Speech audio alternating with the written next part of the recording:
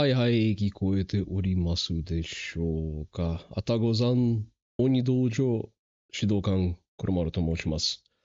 How's everybody doing today? Hello, sort of a demon. Congratulations with the first. Gecko, hello. Early check-in. I appreciate that. Is that a... What is that? I thought that was a Joey emote, but never mind. It's something entirely different. Hello, all. As per tradition, we're going to start with a little bit of reaction slop. So let's boot her up. If we're doing reaction slop, we should probably have a desk pet. Let me get that sorted out real quick. Mate engine. It doesn't want to start like, oh, hey there, Fagoth. You're here early. That's nice. Beat the heat? I mean, just sweat. Just, just perspire. Your body is literally built to survive the heat. You love React Slop? Okay, I'm happy to hear that. It's nice to see that the React Slop that I do at the expense of my sanity is appreciated. Where is Mate Engine? There it is. What do we want to have? It's been a while since I've checked into the workshop. Oh.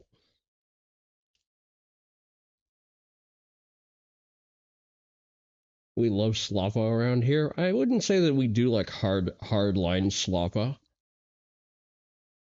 Try to keep it informational.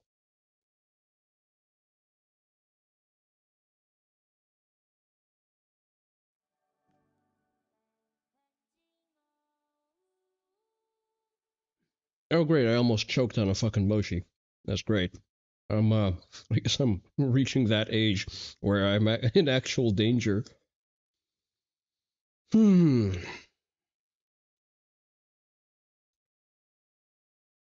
Alright, as we were. You did handstands and high kicks for half an hour this morning. Very nice. Very good. What kind of high kicks? Because there's roundhouse kicks, there's forward kicks, there's side kicks. There's a variety of kicks you can do at a high level. You know what? Let's keep Lapis. Forwards. As good entry level stuff. The problem with forward kicks, or as people practicing Thai boxing incorrectly call them teeps, is that there's not a lot of damage you can communicate that way. Like, it's hard to reach your face with enough impact for a forward kick to be really, to have that stopping power. You should invest some time into figuring out roundhouse kicks. Like a good, well-placed high Mawashigiri is life-changing once you master that as a skill. And, there's 16 variants of them to pick from, so.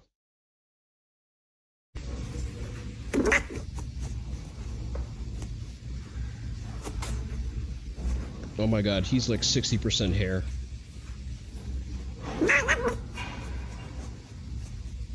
He doesn't like the fact that someone's interacting with his hind legs, which is natural for cats, but he's also fairly pleased that he's getting brushed, because long-hair cats really like getting brushed, because they can't lick through their fur, so it's actually very soothing for them. It's the rare instance where their skin actually gets a nice and thorough scratching. Oh, I would like to own cats again. Right. Let me actually pull something up that's out of battery here, because I neglected to pull it up prior to stream. Let's see.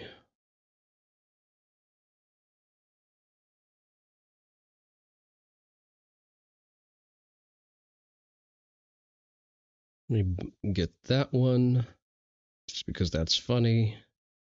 This is because this is less funny. All right. Now, where were we?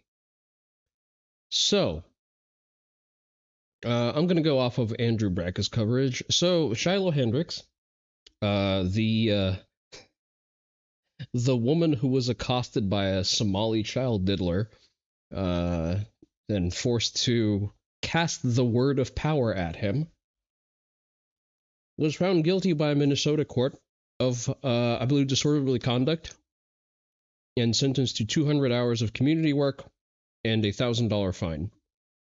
I hope that the GoFundMe money that she has received is going to be put toward an appeal, because that case law cannot stand. This case has to go all the way. Well, first of all, I think a circuit court would kill it. They would dismiss the charges out of hand and be done with it. Should the circuit courts decide to die on this hill, I look forward to SCOTUS picking up this case. Let me finish showing my emoji and produce this clip.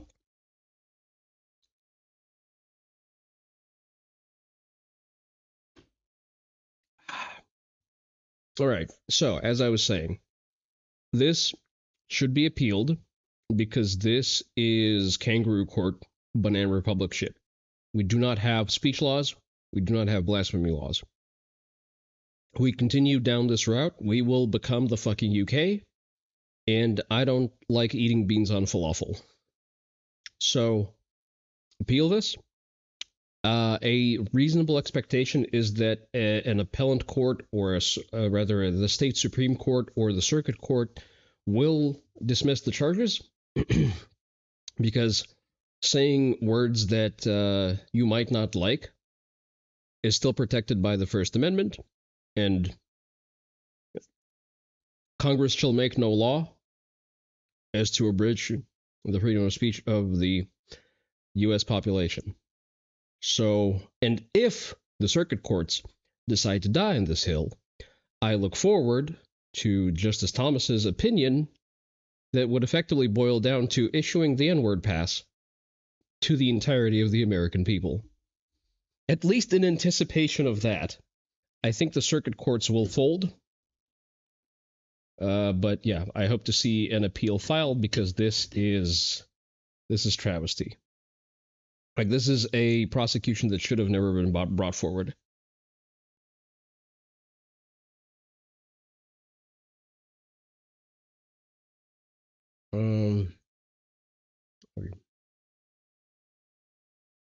A Larian. I forget if a Larian is good for anything.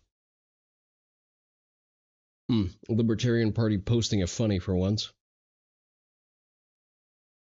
Wait, that's not the response I want. Oh, there it is. Dear Americans, my European mind has started to comprehend. AC is amazing. I never want to live without it ever again. Wait until you buy guns. Real and true? Was the messages gave birth to slurs in the hundreds of thousands? I don't think so. Not yet. But I think there is a strong precedency. Realistically, I think we should explore the fact that if platforms continue to editorialize against the use of slurs, they should probably have their Section 230 protections revoked. Because you're no longer a platform, you're editorializing.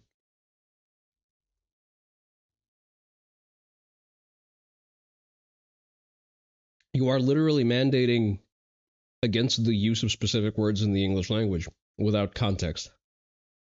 Like, do I say the N-word on a regular basis? Not really.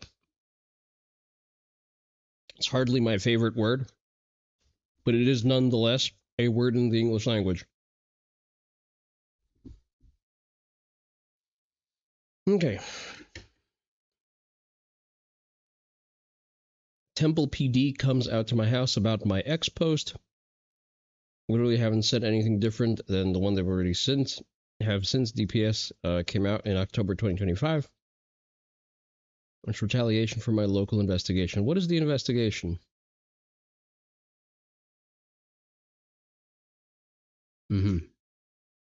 Go again.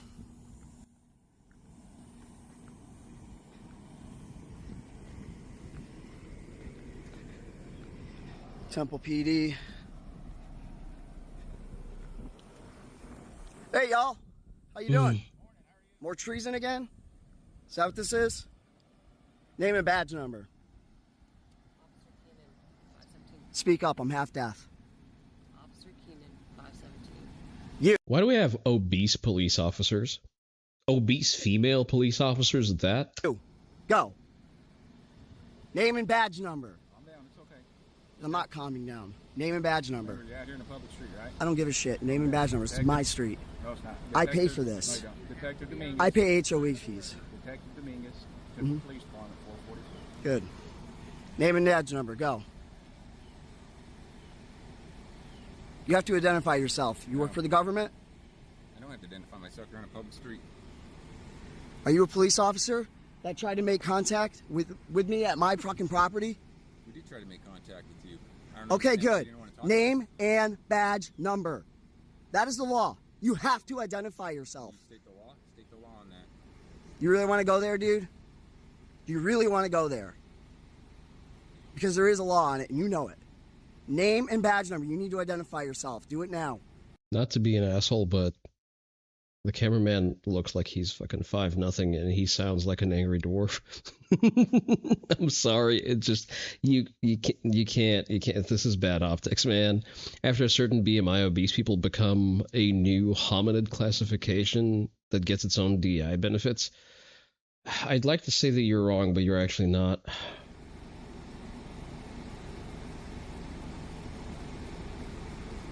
Oh, you're done. Don't worry, we're filing charges on you too. You too. Hey.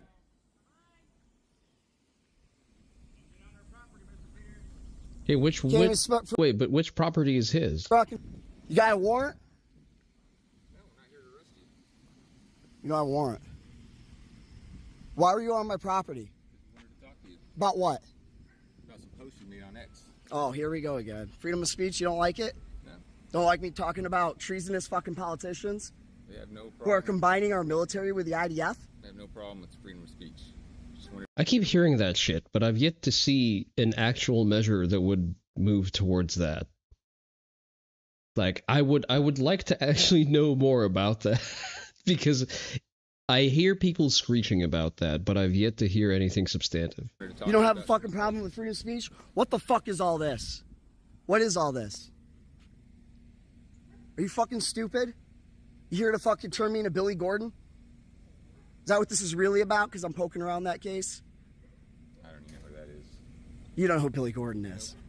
Are you fucking shitting me? Timothy Lawrence fucking tased him 4 fucking times. He was ODing on fucking cocaine. To be fair, I also don't know who that is. You guys are fucking retards. Untrained. You are completely untrained. I tried to fucking help y'all, but instead, this is the kind of bullshit we get. You still haven't identified yourself. They did.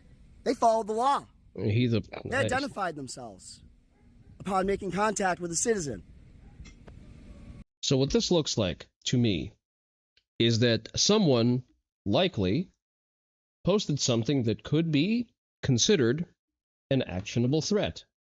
Whenever you post an actionable threat on social media or any other publicly available platform or any kind of digital communications, this gets escalated to the FBI because the FBI occasionally actually has to make sure that you don't commit a mass shooting. You don't want to do it. That's fucking stupid. And based on the temperament of what I'm hearing here, yeah, that sounds like about what happened. Your part. Don't ever fucking come back on my property ever fucking again. You are trespassed from my property. Yeah, fuck you. Here we go, guys. Look up that license plate number. Let me know what you come back with. Here we got this one too. No idea whose is whose. Lovely low IQ spurg out early in the morning. All right, what is this? 4 takeaways from our investigation into a hidden gene editing death. This is an actionable threat of a mass shooting against the imaginary diaperful socialist Jedi temple. Clearly violent satire. I mean, see, if your satire is at least funny, I think you'll get the pass. Girl's death in China raises questions about the safety and cost of gene therapy, China's biotech push, and scientific publishing practices.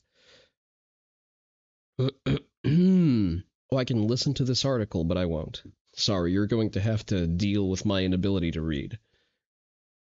On March 24th, 2025, physicians and scientists in China tried to help a 6-year-old girl whose brain wasn't developing properly because of a genetic mutation. They infused into her spinal fluid trillions of viruses that carried instructions to assemble so-called base editor customized. A so-called base editor. Oh, base editor customized to fix faulty genes in her brain cells. So did she have a pre-existing genetic condition? Her condition was not likely to be fatal, but it could bring lifelong disability and serious medical issues. Okay, so she was. So her parents turned to an academic team who developed the base editor and showed them evidence that it worked in the brains of mice and monkeys. The parents were told the risks were modest. See, risks are modest. It doesn't mean that there is no risk. And decided treating their daughter was worth the gamble. Okay. See, I'm sorry. Like, if you're informed of the risks, we're at no crying at the casino point. The trial went tragically wrong, however, according to Science and Retraction Watch investigations written by Bernard Burrell. The child whose parents asked that she be called May developed a fever and then signs of kidney damage. She died within a week after being treated. Most likely reason, a hospital report would conclude, was an immune reaction to the viruses used to deliver the base editor. May's death last year was never made public, and her parents, who paid for the development of the treatment themselves, now want accountability. Ooh, accountability in China? I don't think so. I don't think so, bucko. We did not realize how unusual and dangerous many of the arrangements were. I really don't think that's true. Remember, the Indians, it's not that the Indians are unique in lying.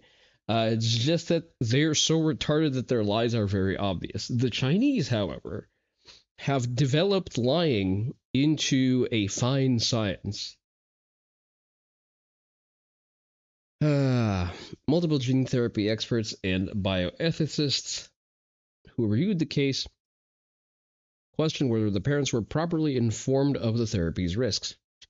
I mean, again, given that it's Chinese all around, I expect the research team to also embellish. Never should have gone to trials. Questions have also been raised about whether the therapy worked as well in animals as a paper in Nature earlier this year suggests. Whether its authors should have been more transparent about May's death, and about a primate study that raised safety concerns, and whether the journal bears any responsibility to update or retract the paper.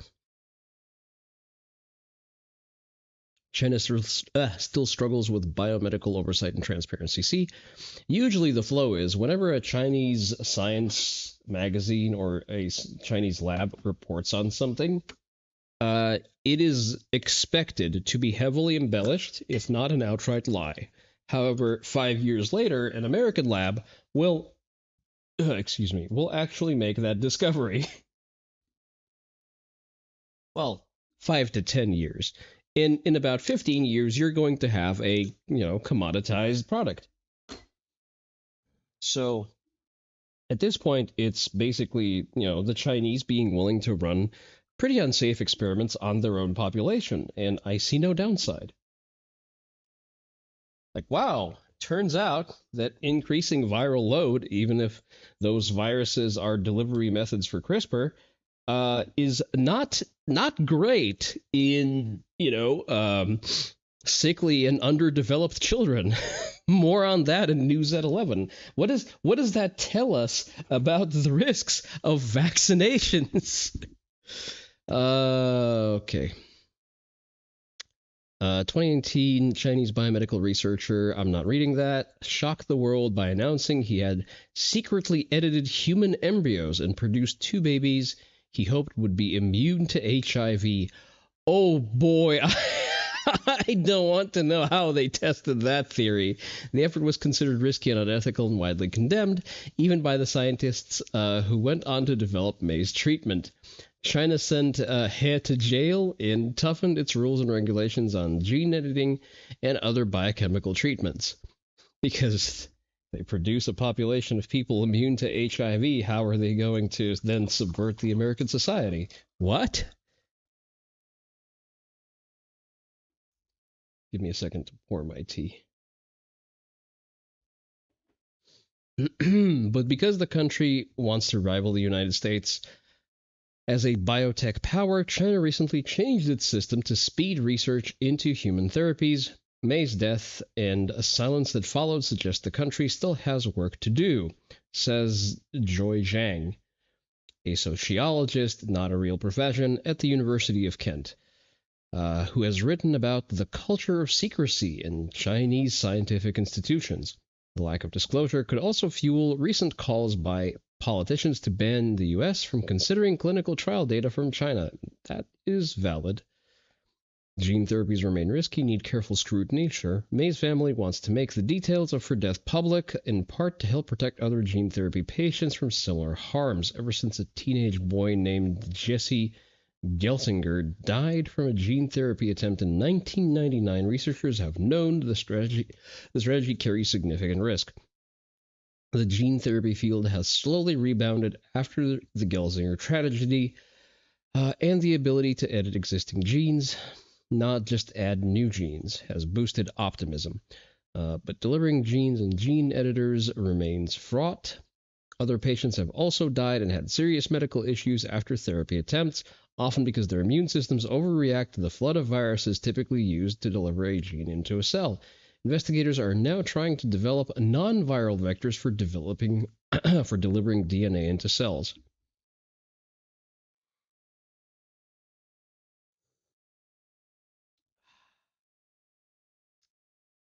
Targeting a gene therapy to the brain, as in May's case, adds to the challenge as it requires smuggling the treatment across the blood-brain barrier. Given the risk, gene therapy researchers and ethicists say using the approach to treat non-fatal conditions is a difficult, complex decision. I don't think these kinds of experiments should stop, but we need to make sure we are appropriately careful about them. See, like, the thing is there really a long-term material difference between dying and growing up to be mentally retarded? Like, you're not participating in society. You are a burden on everyone around you. As we've discussed, during the case of, admittedly, two absolutely ghoulish VTubers. Not VTubers, sorry. Two absolutely ghoulish YouTubers. Choosing to abort a Down syndrome baby. Like, I'm sorry, but eugenics are kind of based. Like, we as a society would probably benefit from having fewer people with, predictable and heritable mental disabilities. It's bad enough that we have minorities. Says bioethicist Hank Greeley, director of the Center of Law and the Biosciences at Stanford University. Californian opinion discarded. It's so easy to be blinded by hope, whether it's hope for your kid, hope for your research, or hope for your company.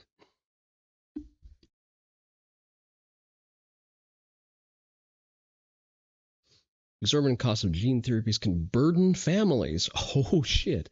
The gene therapy field is struggling with how to make treatments affordable, especially if they are customized to individual patients, like the personalized gene editor designed for May or developed for rare diseases. Because companies often don't see a way to profit from gene therapy, several efforts have recently been launched try to find alternative development paths, but desperate families have often resorted to financing therapies with their own money or through fundraising. May's parents scraped together more than $800,000 to pay the team that developed the gene editing treatment. Under informal arrangements, the father found troubling. Its development and trial would likely have a cost far more in the U.S. If the study had been done in America, the estimate cost would have been $1 million for what was published in Nature and $2 million for a N of 1 clinical trial, says Philippe Campieu, a medical geneticist at University of Montreal. Oh, sorry, I could have just dismissed that as a foreign name. After May died, one of the Chinese scientists returned more than $100,000 to the parents. had paid him. Okay, I assume that was costs of follow-ups or whatnot. Trial that raises questions about how preclinical findings were published. Nearly a year after May's death, the academic team that developed the therapy published a paper in Nature presenting evidence that it worked in mice and monkeys. Though a draft of the paper referred to the family's genetics and acknowledged the parents' financial support of the research, those details had been stripped from the final paper. The parents had asked the team to withdraw the paper before publication, sent a letter of protest to Nature after it came out, mentioning their financial support of the trial and their daughter's death. The journal told them the ethical issues fall outside of the purview in terms of data integrity and that the matter should be handled by the university. In response to our questions, an editor at Nature said during the paper's review process, the journal was not aware of May's death or related issues. I'm sorry, would that not have been included in the letter of protest? Such as the sanction the hospital has received for insufficient oversight. Fantastic. Listen, you cannot make an omelet without breaking some eggs, so yeah, I guess sucks to suck. All right, we have a brisk 13-minute white pill delivered to us by the GOAT, Stephen Miller. Good morning, distinguished leaders and guests. What the fuck is it with goddamn C-SPAN and Forbes, for that matter, that half of their fucking audio only has a left ear? It's good to see so many familiar faces. And thank you, of course, to Secretary of State Rubio for organizing this conference and for leading this initiative. Here in the United States, we have taken the necessary and essential action of formally recognizing left-wing violence as a form of political terrorism that is a direct threat to our national security and the survival of our Republican form of government. President Trump issued a directive, in our parlance, it's called a National Security Presidential Memorandum, or NSPM, NSPM 7 to be exact, that directs for the first time in American history all of our law enforcement and intelligence agencies to work together to disrupt, identify, defund, debank, arrest, and prosecute these political terrorists that are operating in our country.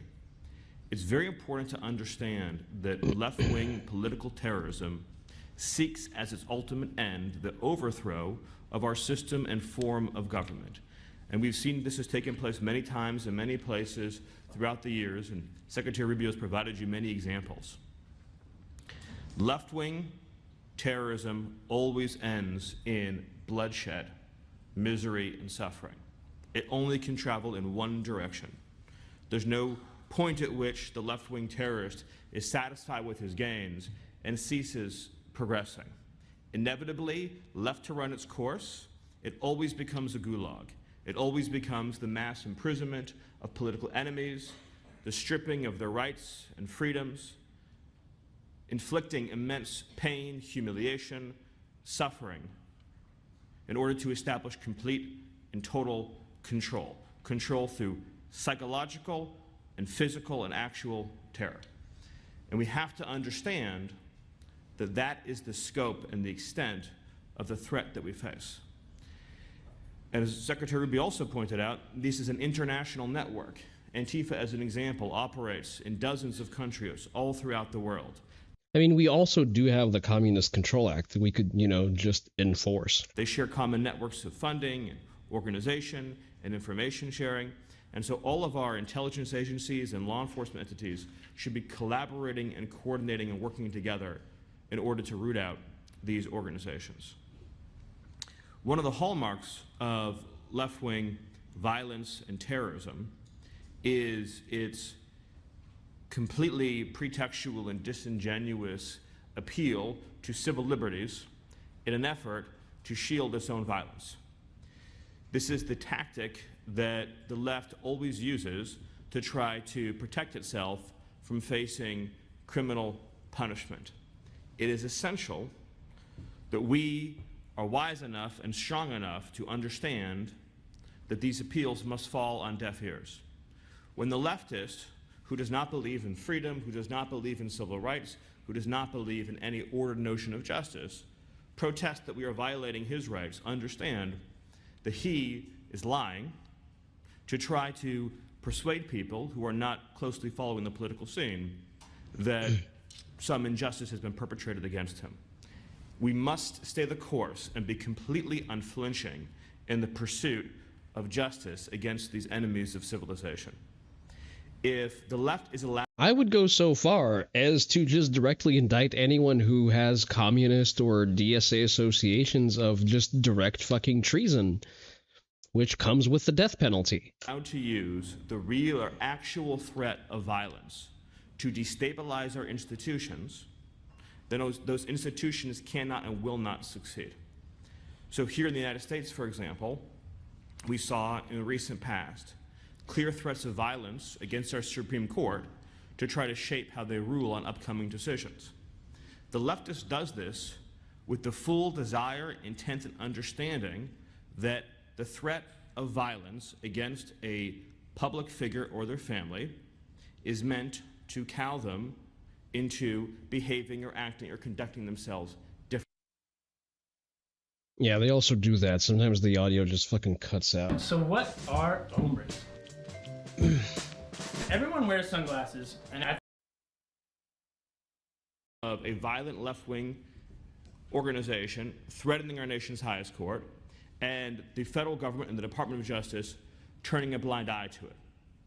Those are the conditions in which this kind of violence can fester as a cancer and ultimately destroy a society. Nothing that we do works if the threat of violence and terror goes on unchecked. Our political systems don't work, our judicial systems don't work, our legal systems don't work, our jury trials don't work. And at the same time, we have to understand there's a real threat that those who are not themselves terrorists... We would also probably benefit from actually using the processes that we have in place to impeach judges, because it's very obvious that the Democrats wasted no daylight stacking the courts, any court they could find, with just outright fucking open commie activist judges. But who support left-wing violence will create the conditions that allow that violence to go on without any meaningful inhibition. So, to be specific, we've seen some of our nation's cities... We are only here because no one heeded McCarthy's warning. Yep, that is true. ...in America, like Washington, D.C. McCarthy did not go far enough. Something, again, it's an American term, but it's known as jury nullification. This is when a person is obviously guilty of a crime, but the juror, because they're ideologically sympathetic to the perpetrator, will not sentence them to the crime which they've obviously committed. We've seen in the United States, again and again, individuals who are part of left-wing organizations who've committed assaults against ICE officers or federal law enforcement who've been brought to court where clear evidence is... You love how news outlets can never get the audio input right? It's tragic. If a sea monkey nation like Indonesia can do, I disavow. What they do in the book, the Jakarta method. Sorry, I can't read today. We need to step up our game. I mean, we have the technology. ...has been presented against them, that the jury has refused to convict for purely political reasons. When you've reached that point, it demonstrates how deeply the cancer has begun to infest your society, where people have created an internal rationalization structure to justify unsanctioned violence against the state and state actors to achieve a... The MacArthur Doctrine was the only correct answer. So real. ...political end. We have to use every lawful and legitimate tool that we have to demonstrate that justice will be served and delivered, and to prove that these kinds of tactics and techniques will ultimately fail. If the leftist learns and observes that their violence and criminal activity helps and ultimately succeeds in achieving their desired political end, they will be endlessly emboldened. Here in the United States, we've seen a growing and deeply alarming increase in attempted assassinations against public figures. Most notably, of course, the multiple assassination attempts against President Trump, the successful assassination attempt against Charlie Kirk, many others. This is a fatal cancer to civilization. And the greatest risk that we have is that our institutions have grown too soft and too cowardly to be able to defend themselves against a mortal threat. If your civilization is your home, you must defend it with the same passion and force as if an enemy intruder is inside your own house where your family lives. That is the level of dedication. I think shooting a commie between the eyes should be considered part of castle doctrine. And urgency that is required. And the greatest threat is that even though there are far more of us, there are far more people who believe in order and civilization and liberty and the rule of law, is that if we are softer than those who seek to end us, then the smaller but more radical minority will succeed.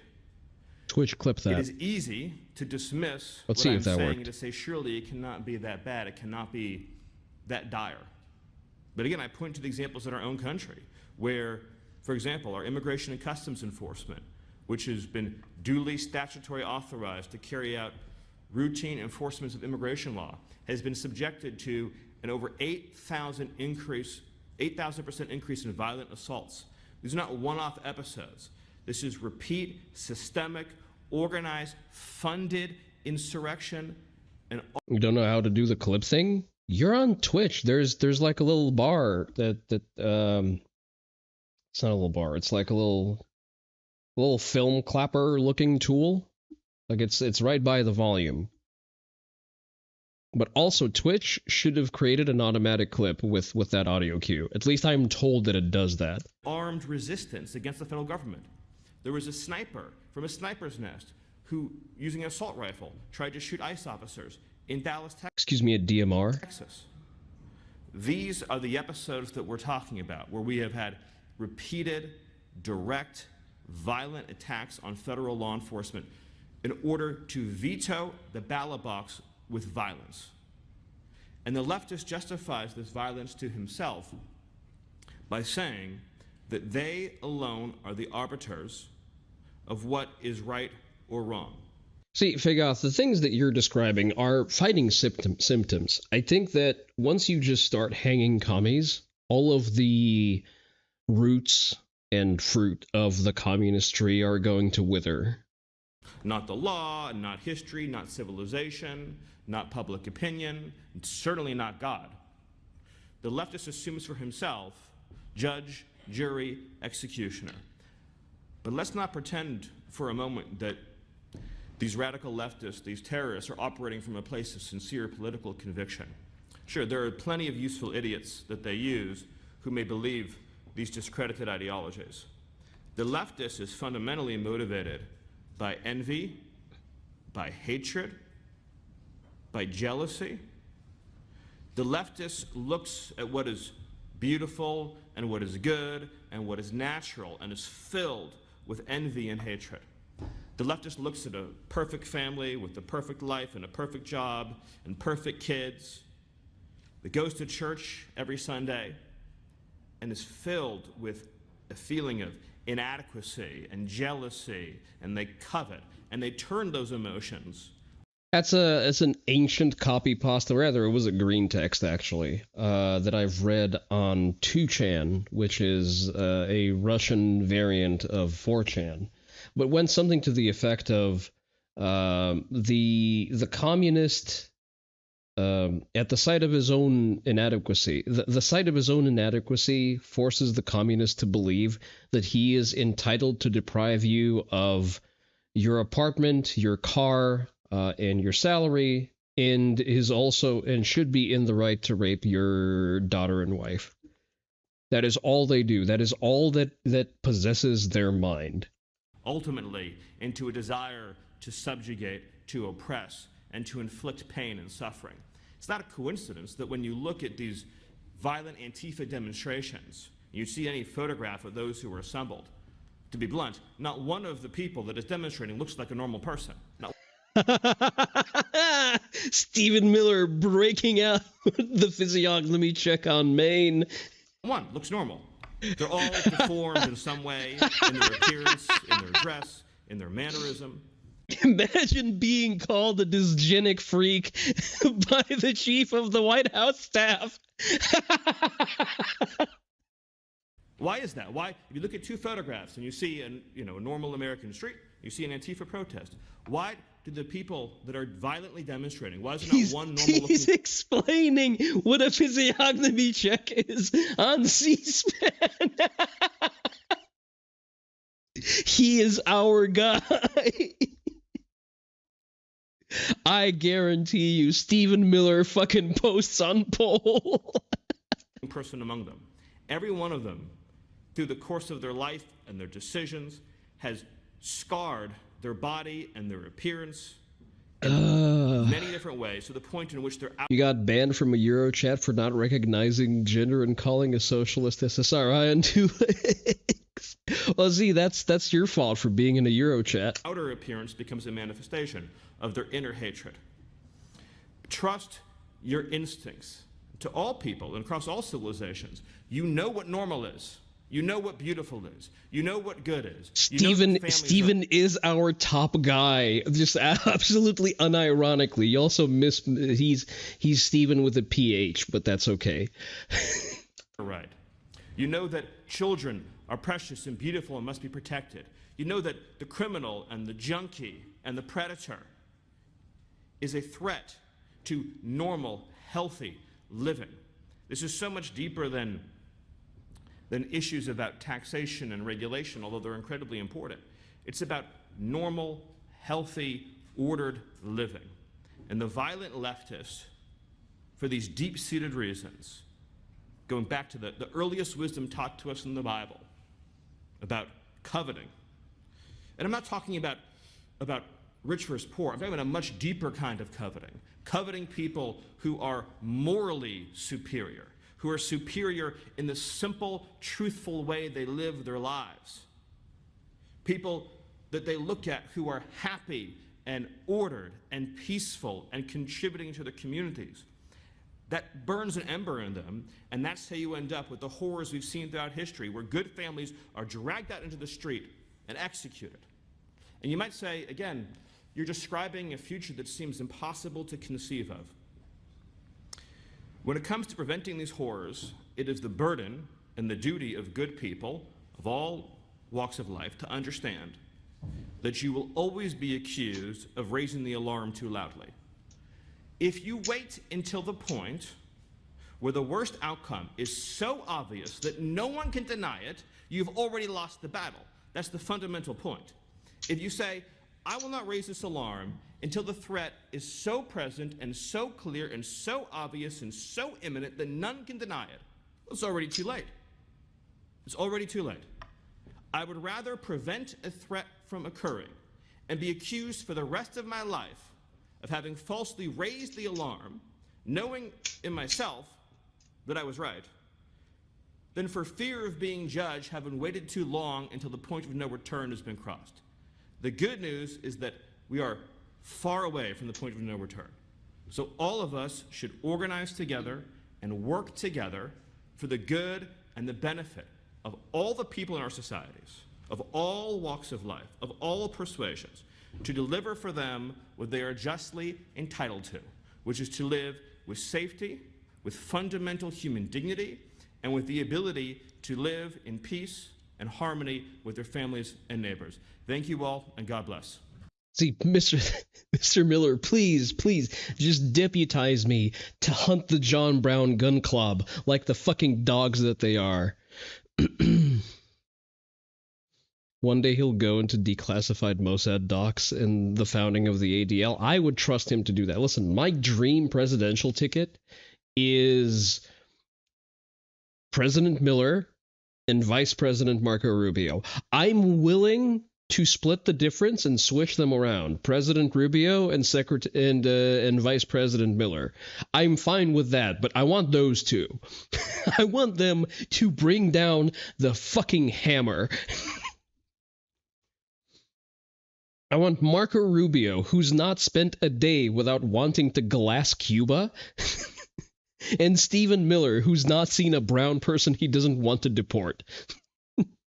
Please, that's all I ask for.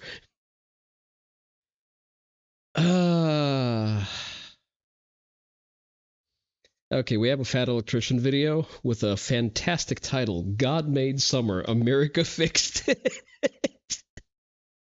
I'm just going to come out and say it. The Europeans are apparently making window cheese, and you're going to have to stick around if you want to know what that means. You want RFK in his current position? RFK can stay. RFK is actually very effective in what he does. Today we're talking about the most important invention of the 20th century, air conditioning. Okay, I know what you're thinking. That's a pretty big claim. We came up with a lot of important. I would say more broadly, refrigeration. You love his post on Lend-Lease impact on World War II. Without us, Stalin would have been toast. Yes, that's objectively true. Stuff in the 20th century. That is. Here's the thing. The Russians also know that. There is a painful cognizance of the fact that they survived a war that they arguably helped start without the Lend-Lease. Is true. However, air conditioning is the most important one. I'm going to prove it, and then I'm going to relentlessly talk smack about Europeans the entire time right after word from our sponsor. Yes, this video sir. is brought to you by Supremacy World War III. It is a free-to-play online PvP military-based strategy game. The entire thing's based on a World War III type scenario where you get to pick your country and go to war with the rest of the world. You can forge alliances, or you can just go solo and try to take over the whole thing yourself. They've just introduced a new shadow market, which is basically the black market where you can do a bunch of sketchy, illegal stuff under the table that's going to upset people if they find out. And I'm not exaggerating when I say it's going to upset people. That's literally a function of the game. If you get caught, it can actually cause insurgencies, civil unrest, or damage the morale of your country. Unpopular opinion, they should probably update it so it increases the morale of the American military if they get caught, because their unofficial motto is, if you're not cheating, you're not trying. I mean, it's never a war crime the first time. So exactly. If you want to give it a try, you can play with up to 99 other people, and it's available on both PC and mobile, and it's... You know what I just thought about? I need to make a calligraphy, a Japanese Zengo-style calligraphy to the effect of, it's never a war crime the first time. free. So if you want to check it out, I'm going to have a link and a discount code down below. Let's get back to the video. All right, why are we even talking about air conditioning right now? Okay, if you're not chronically on the internet like myself, A, good for you, but B, let me fill you in real quick. Every June or July, there's a... I would also, before we get into the meat and potatoes of the video, I would like to point out that Fat Electrician probably watches VTubers. How do I know that? Because Fat Electrician quote retweeted a ban me post. If he is aware of Bon Me, he's definitely aware of the wider VTuber sphere. Magical time of year where the British experience a heat wave. There's newspaper articles, there's British and European people getting on the internet talking shit about how the Americans just don't understand a British heat wave. We couldn't possibly survive, yada, yada, yada. So then I get on there. It's especially funny since I keep catching bad freeze frames of Nick. I'm sorry. But the thing is, I've lived in the UK during one of their so-called heat waves. It was a summer. That's what that was it. It was okay. It was fine. It was what? Like it I don't believe it ever got past 32 Celsius, which is like 85 degrees. Like it's okay. It's a little bit stuffy because you're on the water. It's fine. Competitive, they're talking smack. It's like, okay, I mean, how hot is it over there? Never been there. Maybe it is super hot. I have no idea. So then you look into it and all the headlines are like, the British heat wave has reached over 30 degrees Celsius for the 5th day in a row. Yeah. How hot is it where? In the UK. All you have to do to convert is ×2, add 32, and join the rest of the human race. Okay, my country's flag is on the moon. I have no idea what 30 degrees Celsius is. So then you got to get on Google again. You got to... Hey there, Digby. Oh, the heat wave here. Digby, 30 degrees is not a heat wave. It's summer. You can't gaslight me. I've lived in England during the summer. Ask it what 30 degrees Celsius is, convert. You can't lie to me. I've lived like in the fucking city of London at the time when one of those so-called heat waves was happening. it into Fahrenheit, the superior way of measuring temperature, it's like 86 degrees, and these people are acting like they're melting. Buh! Actually, Celsius is better because it's a metric system. You know, that measurement system the entire world uses except for you guys. It's obviously the best. Buh! No, it isn't. It doesn't even make sense, okay? Fahrenheit is the easiest concept on the planet. 0 is cold, 100 is hot, based on the human experience. The end. Celsius, on the other hand, is based on the freezing and boiling point of water, which doesn't even make sense because the freezing and boiling point of water isn't a constant. It depends on like 20 other variables, including altitude. Okay? Mostly depends on air pressure, but... When somebody asks you, how hot is it outside? Nobody's asking you, how does a glass of water at sea level feel about the temperature outside? No, I'm asking you, are my balls gonna be sweaty if I go outside? Do I need to wear shorts? Do I need to bring baby powder? Is monkey butt a potential hazard? These are the questions I wanna know. I don't give a fuck how water feels about it. Oh gosh, it's just too much. I'm sorry, I'm getting distracted. Anyways, this happens every year. The Europeans get on the internet, they complain about a heat wave, 86 degrees, they pretend like they're melting, they say the Americans don't understand. For comparison, it's 115 outside right now. No, okay, fine. Right now it's not 115. Right now it's about 90 degrees. Which is cold. For me, that's cold. This is weather that is cooler than I prefer to jog in. What's the humidity, wind speed? Let me check what my humidity is right now. So our humidity is lower right now because we haven't had rain in a couple of days. So it's showing me that we're currently at 39. But given that we're driving distance from the Gulf of America, it gets as high as 70 and 80. Again, Digby, you can't gaslight me. I've lived in London on like walking distance from the fucking Thames in the summer. You can't tell tall tales about the horrific British summer. Again, I don't care. I don't care, Digby. I was there. I've experienced British summer. I've been there. It's okay. Just drink some water or have AC. And we couldn't possibly survive a British heat wave, yada, yada, yada. Well, this year, something amazing happened. The FIFA World Cup is in America, so a bunch of Europeans came to America and they got to experience American heat, and it became overwhelmingly obvious to them they are, in fact, just being giant pansy asses about the entire situation. At which point, the Europeans realized that they were wrong, they admitted defeat, and we all moved on. I'm just kidding. The Europeans pivoted, they moved the goalposts, and then the entire conversation became about air conditioning. Okay, I had no idea because I'm an American, and to be honest with you, I don't give a fuck about European politics, but apparently the British and the French are like morally and mentally just adamantly opposed to air conditioning to the point that it is literally a humongous political debate over there right now. And the right wing and the left wing over in France is literally divided on air conditioning. It's like here right now, no rain and a solid 70, a solid month, 70 degrees humidity.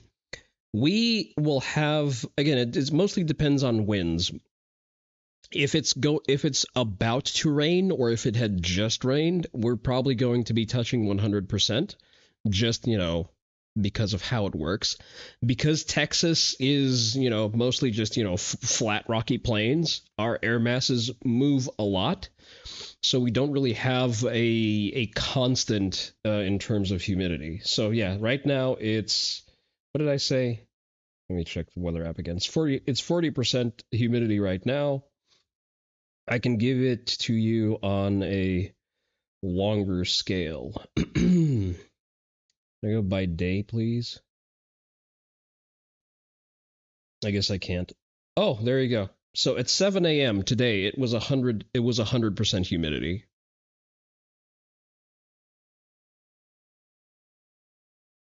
So it just varies throughout the day.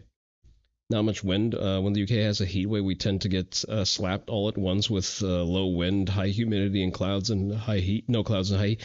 Digby, it's what you call a heat wave is mild. It is a mild summer compared to what we get in Texas. Please stop. So help me God, I will break out a map. It's 88 degrees around here right now. That's only because it's raining. And your native population is cold. See, that is a valid response. That is a valid point that you make. Also, your houses are built to keep the heat in as opposed to let it funnel out. And our houses are built for the exact opposite. But just to sort of put it into perspective, I'm not going to zoom in too much, but I lived in this general area. I was literally walking distance from the Thames, okay?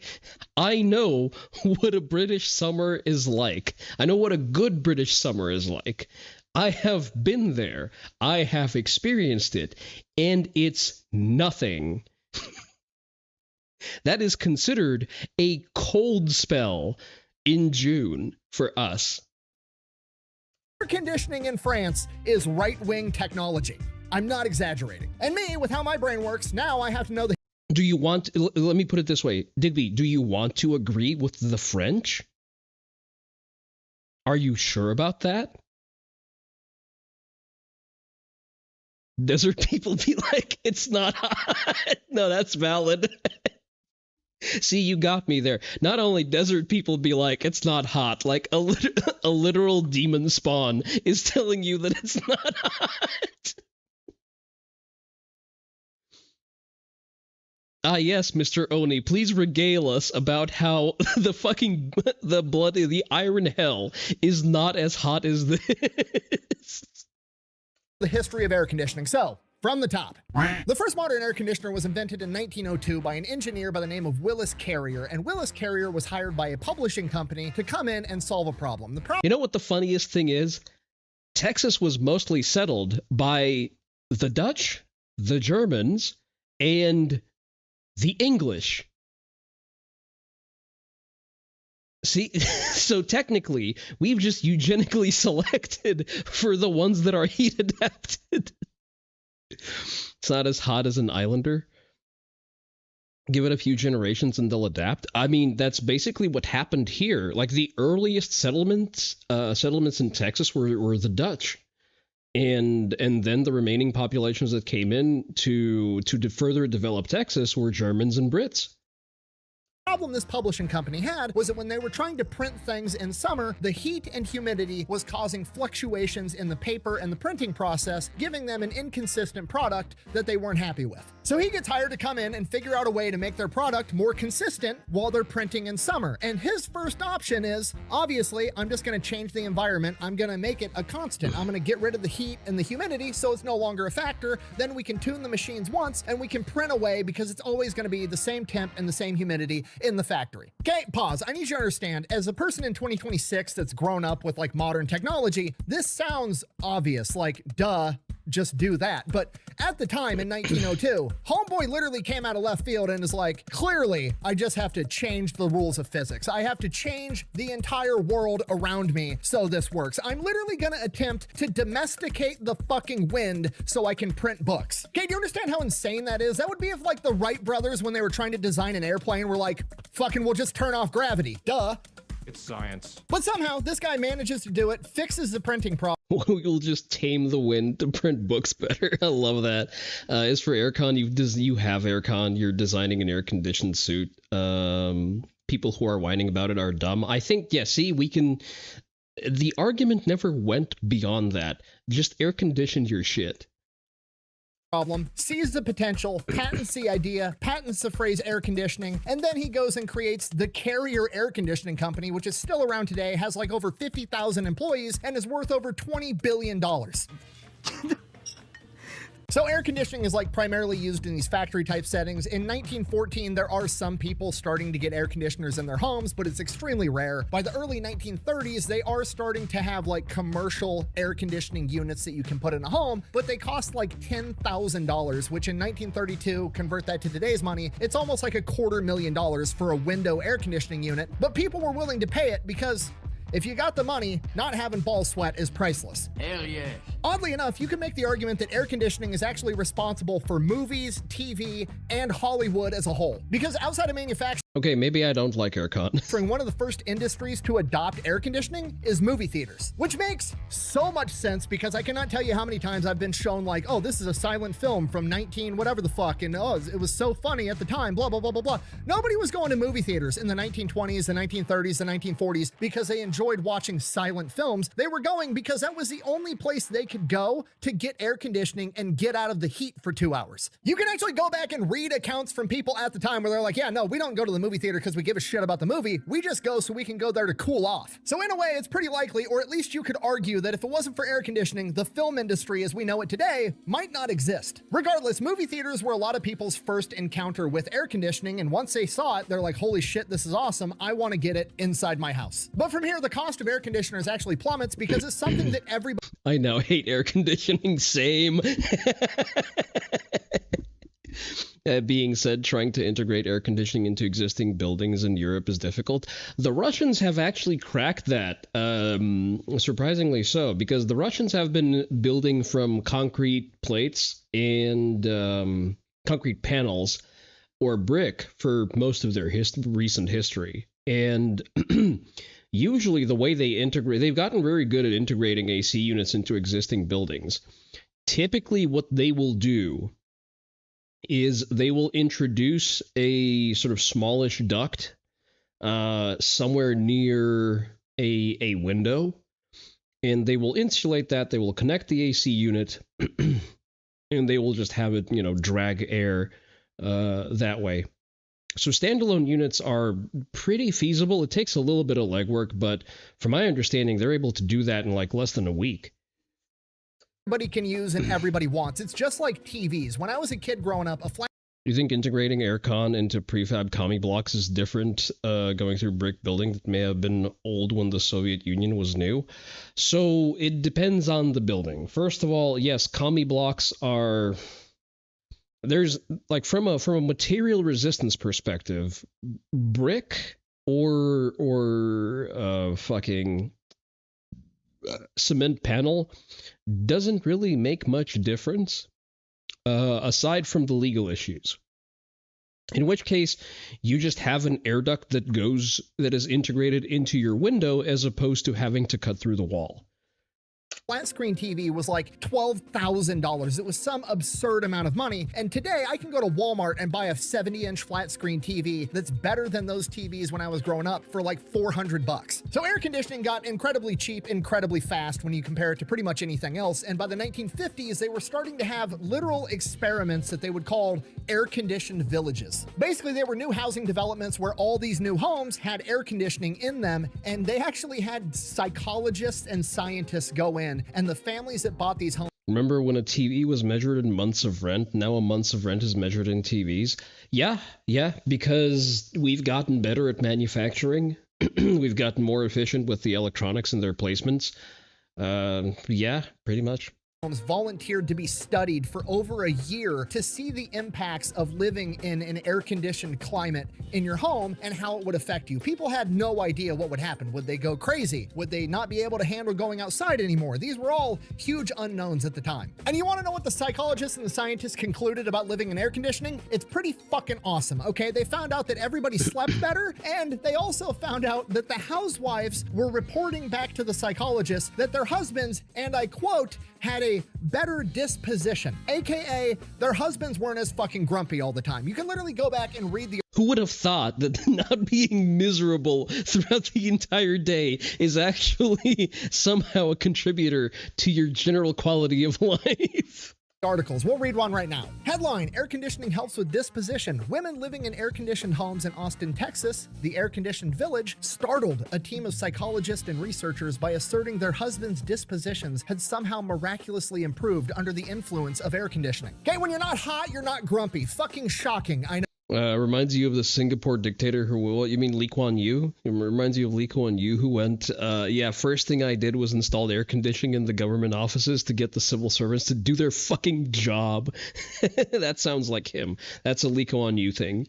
No. Oddly enough, statistical data collected by these researchers indicated that indoor conditions within these homes could be conducive to support this opinion of these air-conditioned housewives. Reading newspapers from the 50s is crazy because it's just like, well, the housewives are saying their husbands are in the better mood, but them bitches are crazy. We can't trust them. We need empirical data to prove their opinion might be correct. Beautiful. I know. But even more strongly indicated is the likely possibility that the women themselves, as a result of enjoying the comforts of air conditioning, were able to look upon their spouses with a little more than usual benevolence. Okay, translation, mom and dad are both in a better mood because nobody's sweating their ass off all day, obviously. Okay, just so we're on the same page, if you're not picking up on a put down so far, air conditioning might be responsible for the entire film industry, TV as we know it today. It helps keep families together, and that's just scratching the surface on why it's the most important invention of the 20th century. Just to prove my point, let's have a thought exercise. I asked Google, completely blind. I had some guesses because I know a little bit about history, but I just went in blind and asked Google, what are the most important inventions of the 20th century? Let's see what they came up with. So coming in at number 1, we have the transistor, obviously extremely important, but the mass manufacturing of transistors isn't possible without air conditioning because in order to manufacture a transistor, you need purified air, humidity control, and temperature control, all of which are provided by air conditioning. So no air conditioning, no mass manufacturing of transistors. One more point. Coming in at number 2, the internet, okay? Internet also can't exist without AC because the internet Again, it being responsible for Hollywood makes you think it's bad. I kind of see. I'm also kind of conflicted on that. Maybe let's not dwell on that particular point. That is run off of a bunch of server farms, which also need to be in a climate-controlled environment. You ever been inside of a server room? Pretty cold, pretty purified air. Can't have it without air conditioning. Coming in at number 3, penicillin. Obviously, incredibly important. The world's first antibiotic, saved tens, if not hundreds of millions of lives since it was invented. And you know what? Would it exist without air conditioning? Almost certainly. However, would you be able to mass manufacture it to the degree that we do today as safely as we do without air conditioning? Absolutely not. Number 4, mass production of automobiles. Could that exist without air conditioning? Yes, it could. However, if you look at where most cars are manufactured, Texas, Tennessee, Alabama, Mexico, none of those places would be able to crank out cars to the degree that they do without air conditioning because you would have workers dropping out from heat stroke. In fact, I would also argue that if you're assembling something that has tight tolerances, generally you also want a closely controlled climate because, first of all, it reduces variances in the parts because they also swell under heat. They react to the heat. And the people themselves also start generating humidity because they sweat. And that further adds variance to the parts that they're assembling. And if it's any degree of, sensitive machinery, as a modern car would be, this guy gives you the impression he's tweaking on something. No, he's just caffeinated like that.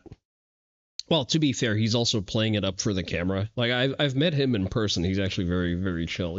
Most of the major cities in America that are in a hotter climate, like, I don't know, Las Vegas, Phoenix, Dallas, Houston, Orlando, Atlanta, all of which would probably exist to some degree if it wasn't for air conditioning, but air conditioning allowed them to grow into major metropolitan areas. It's literally a saying, air conditioning made Phoenix possible. And last but not least, the airplane. Now, would the Wright brothers have strapped some wings to a bicycle, drove it off a cliff, and figured out how to fly? Absolutely. Is commercial flight without air conditioning as we know it today possible? Absolutely not. The inside of that cabin on that plane would be 400 degrees if it wasn't for air conditioning. So yes, air conditioning is the most important invention of the 20th century. Which raises the question, why the fuck don't the Europeans just use it? Right. What did he say? Said how's his edge, huh? He only took him down because he couldn't see the view no more. What's he under? Here's how to easily transition your dog to a homemade raw diet. Start by reducing their normal amount of food to And the answers to that question might be the most infuriating answers to a question I've ever gotten in my entire life. Answer number 1. Europeans don't need air conditioning because the climate isn't as hot as America. Now, setting aside the fact that that proves the initial point that America is hotter and we could survive a British heat wave, we'll just set that off to the side real quick. The Europeans say shit like, well, we wouldn't run them that often and we would only need them for like 1 month a year. Cool. Do you know how much shit I own that I don't need very often? I've had a spare tire in every car I've ever owned my entire life. I've never had to use it. I've still fucking got it just in case. What was that little pop-up? In that scene, he's talking about the landmine, the guns he has in his barn. Thank you for translating. Owned my entire life. I've never had to sea mine, not guns. Okay. Use it. God damn it. Often. I've had a spare tire in every car I've ever owned my entire life. I've never had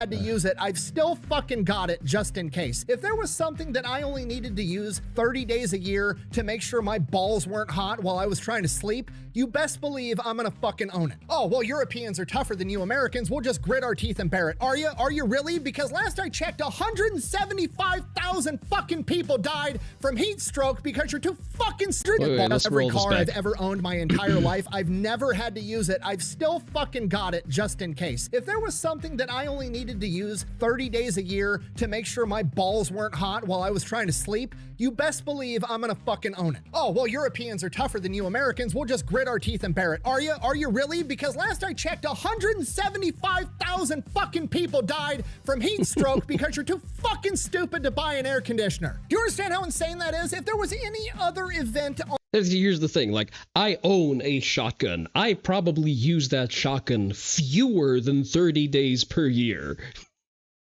the planet that killed 175,000 people, there would be memorials and statues commemorating what a tragedy this was. But because it's just you guys being like, well, the Americans invented a machine that can domesticate wind, but we don't want to admit they're right, so we would rather let all our young and elderly die of heat stroke than give them the W. What are you doing? Okay, It's not even just all Europeans, mind you. It's just Central Europeans. Over a fuck ton of countries. Digby, that fuck ton of countries is roughly equivalent to the population of the United States. You forget that the United States is also a fuck ton of countries, 50 to be precise. We are 300 million strong. That is roughly, if I hate to bring up that stat, but Europe has a combined per capita higher rate of death from heat stroke than we have from gun homicide. Per capita. Nobody's going to give a shit about one of those countries? Wait. Nobody's going to give a shit about the ones in those countries? You mean like France and Germany? No, I see how... See, the thing is that don't all of you fucking suffer from that? The minor European countries have actually figured out air conditioning. Spain has air conditioning. Croatia has air conditioning. I'm pretty sure Poles have air conditioning. They figured it out. It's just the French, the Germans, and the British who are the loudest about aircon being bad. Most people in Europe don't see the 175K number, but that's wrong. That doesn't make, like, them being ignorant of the scale of the problem doesn't make it better.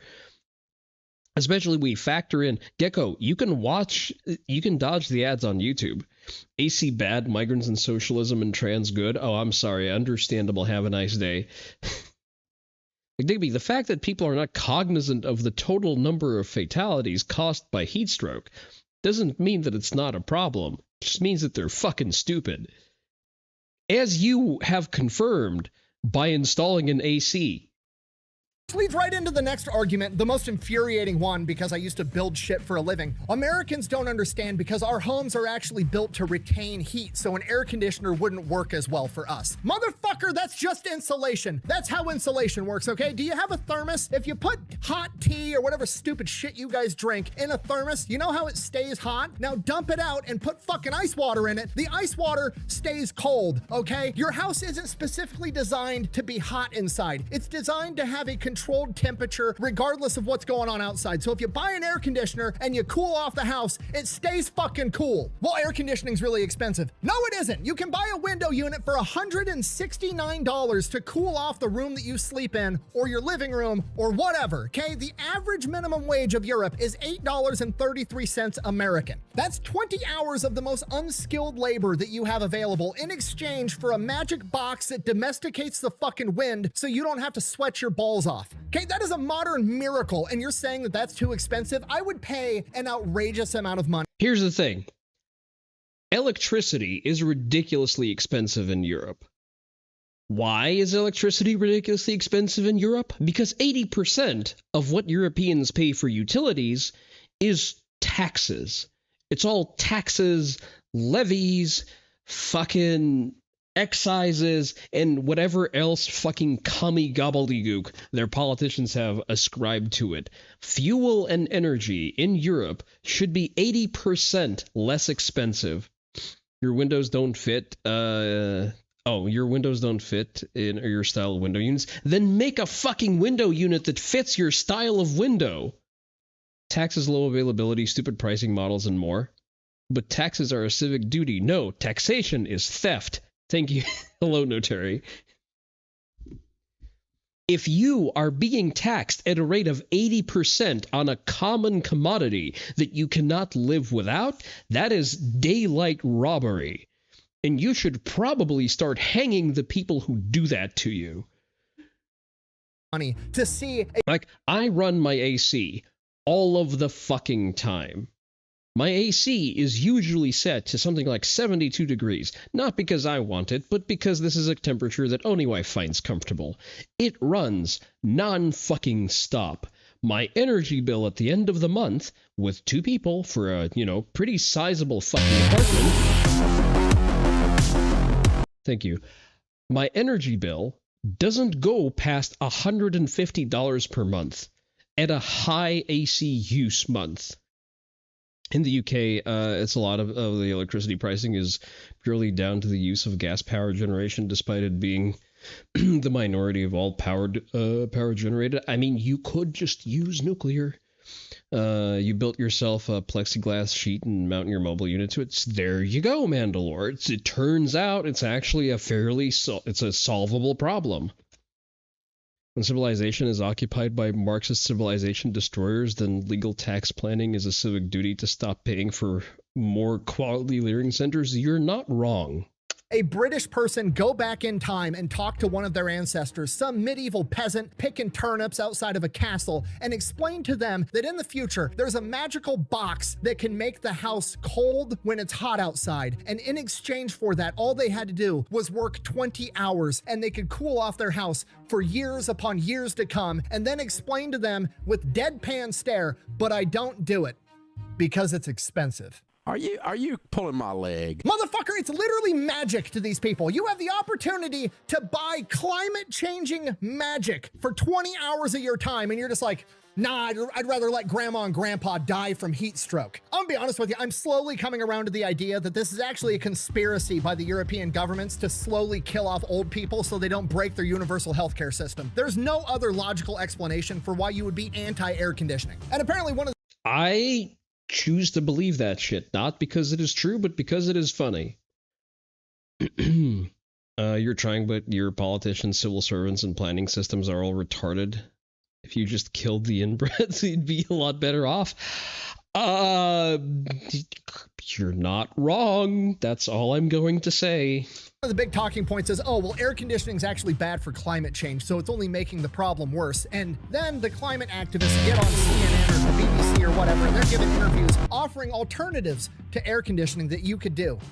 I'm going to show you, because if I didn't show you the interview, you wouldn't believe me. Their solutions get progressively worse, but we're going to go ahead and start off with their best solution. Solution number 1. If it gets really hot, I sleep under a wet sheet. That's my other technique. How about no? With a big bucket of water under the desk with my feet in the bucket of water. That's disgusting. Option number 2, soak your feet in a bucket of water while you're sitting at home all day long. Also, no. B, I know your house fucking stinks. It smells like wet feet and BO because you're not wearing deodorant and you don't have air conditioning, and I know you're— To be fair, I also don't wear deodorant. Sitting in the house sweating your ass off 24/7. No, I'm not doing it. And option number 3, I can't believe this is real. Including, would you believe it, painting windows with yogurt. How are you this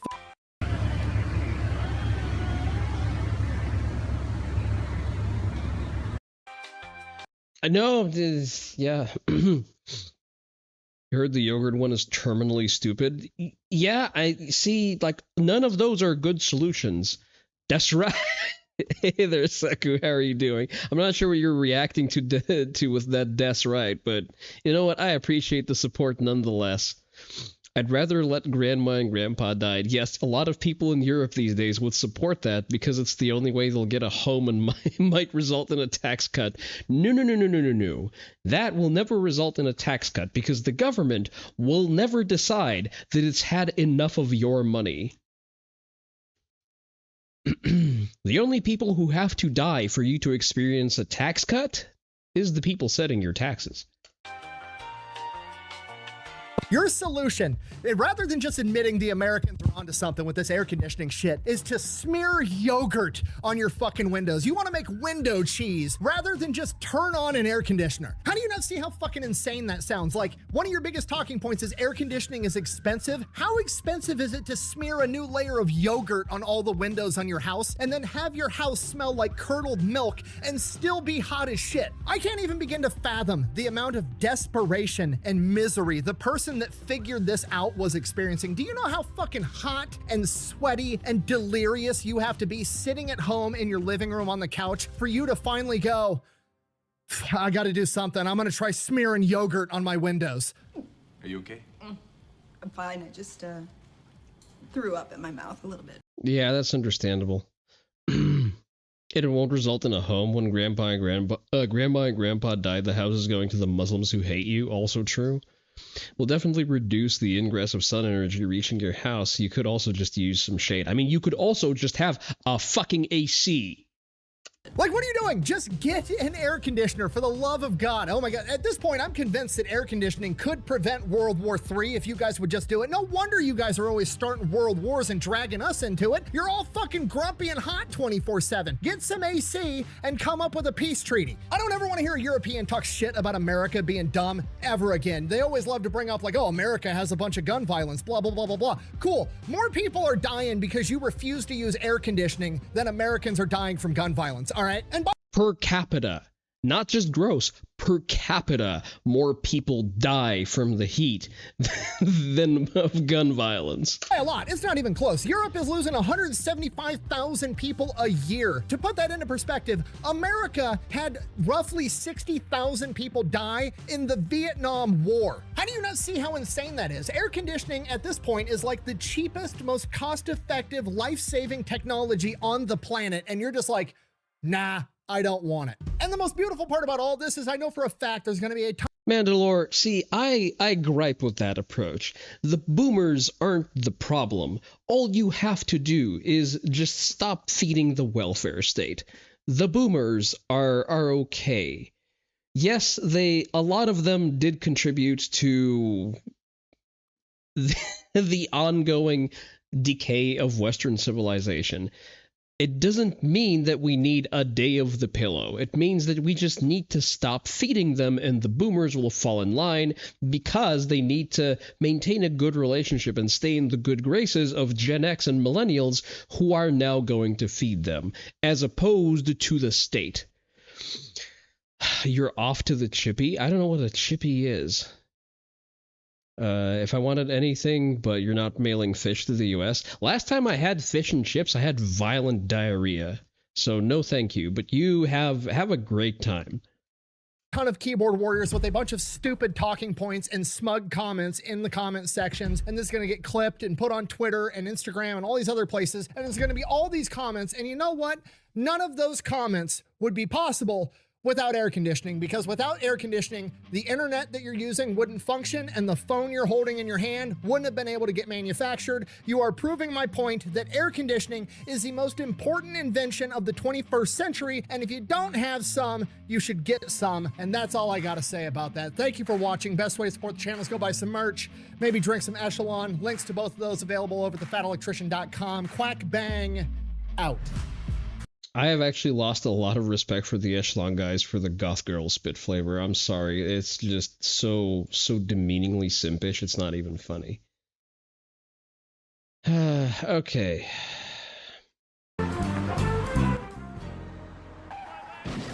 I'm gonna go past the skit. And then use push. Buzz off. I thought that was one of you guys. I swear to God, I thought it was like Chris or somebody saying that. Somehow in the year of 2026, a game with a big, fat M rating is too afraid to actually say anything mature. To handle heavy stories, it'd even let you say, "You stupid n-." So I'm going to point this out right away. Online interactions are not rated by ESRB because, you know, random people are involved in that.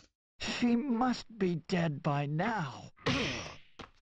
Remember when a game with an M rating actually meant it was for mature audiences? It's honestly pathetic, but why is that? It feels like gaming in the wider audience of movies and media itself is regressing into a sort of childlike immaturity, where anything actually interesting has to be acceptable by the wider audience because we can't hurt fifis, bro. We can't hurt anybody's fifis. Nobody can feel anything anymore except being molested by a corporate hand every time you turn on a video game. Now, where exactly did the angel touch you? Here? Oh, come on! Who are you gonna believe? I got a freaking halo! Nothing is actually mature or dark, especially narratively. Don't leave me alone. I didn't mean what I said. The dental care you need isn't always the most affordable.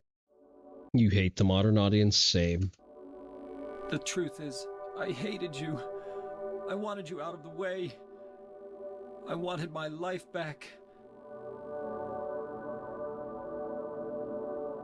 James, if that were true, then why do you look so sad? Oh, stop with the boring photos already. What the fuck is this shit? No sexy stuff, no followers. Something that can always be depicted in any of these mature mediums is violence. Blow dude's head off, thumbs up. Have a highly detailed internals of a body and see it explode, rib cages exposed and leaking blood. Bingo, put it out there. Hey, let's make that a Sony exclusive. But don't you dare say a naughty word. Don't you dare show an arousing image of a woman. Not cool, buddy, not cool. Why is his example of an arousing image of a woman a furry? What in the goddamn? We wouldn't want the trannies in the audience to feel like hecking offended by a woman's body. Damn, I'm genetically male. I really don't look like a woman. So now I have to modify the idea of what a woman is so that I can be accepted. That's a video for a different day. Still valid, sister. Still valid. You can't talk about sexual violence. That's a big no-no. Somebody might have a panic attack if the one time in passing the ugly guy smiled at them. This is true. See, I'm going to point out a misdirected anger here. The M rating has nothing the fuck to do with what he's complaining about. It's about the people who infest the industry. Because the M rating is strictly a product of ESRB, a voluntary rating system, by the way. The ESRB ratings are actually not enforced. They'll just give you an advisory rating, and then you can choose to put it on the box. It's a little bit different in Europe. I believe theirs are more strictly mandated. But at the end of the day, yeah, if your game has elements that, you know, fall under the umbrella of a specific rating, it's going to get an M rating. And it has nothing to do with the fact that the writing is now dog water, because that is caused by people who have failed upward into the gaming industry. Modern writers have the most disgusting, distorted view of what heroism and virtue virtue is imaginable. I assume there is supposed to be there. Drama. Sorry, can't have a black guy stealing something. That would be unrealistic and stereotyping. Regardless, it feels as if no game is able to handle any sort of distressing or realistic issues that only have gotten worse in day-to-day life, or even handle a joke for that matter. About offense, isn't it? When people say they're offended, it's that just because you're offended, it doesn't mean you're right. You know, it's offense is about feelings, and feelings are personal. Some people are offended by equality. So what? You know, so you're a dragon? You got a problem with that pussy? Now, me personally, I like my wholesome Spyro. Pussy. A totally inoffensive, fun game. And there's no fault in enjoying something like that. And I like more mature games. I'm starting to see a theme with all of the anthropomorphic furry women that actually challenge my mind to think about things. I like This War of Mine, a game that through gameplay, no cutscene, was willing to let you make a moral ground. There's a section in the game that is pretty notoriously talked about because it has such an effect. There's a house on the outskirts of the war zone that you could steal from this poor family to help yourself. And do you get punished for it? Not even a little. You're rewarded for taking advantage of the old couple. It's easy to steal from them. It's insanely lucrative. Do you feel good about it?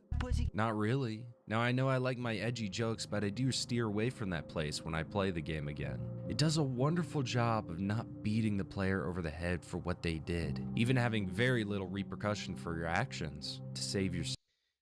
Thinking of the examples for your statement includes cognitive distortion. Yep. A moral choice. No black and white good or bad option, because back home you have mouths to feed. That's a mature choice, a mature subject. Self-preservation is interesting because we have all these social norms in life, right? But what if those are taken away? What if it's about you or them? What kind of decision will you make? Now, did what I say include gore, profanity, racism? Now, what do you have to say for yourself, monkey? I wish. And I'm not saying every game has to be this way. Sadly, barely any of the supposed big hitters of mature video game stories are something like The Last of Us Part 2. The darkest thing in there is a blatant twisting of what is normal. A father figure humiliated and spat on by a roided out disgusting she-male with a stupid story about the cycle of violence, and a synagogue. This place is a synagogue. Well, how can you tell? One, there are menorah decorations on the wall. It's a Jewish thing. And two, I didn't burst into flames just now, so. Imagine a dentist approved oral appliance clean, just at the touch of a button. Half a decade ago, our team... Oh, brother, this guy stinks! I really hate millennial writing. I hate millennial writing with a passion. To the basement, that maybe it would be a real dark, mature game. Again, it's just gore and shock value.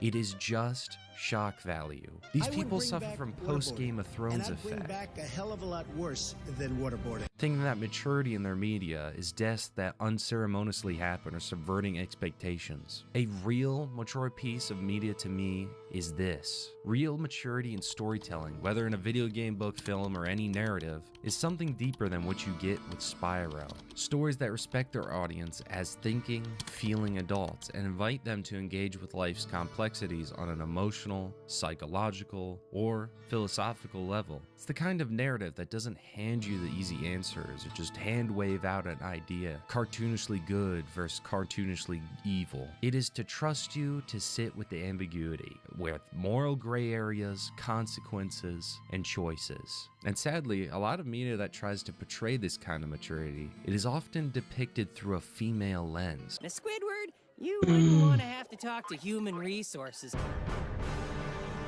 Would you? So, what's our motto again?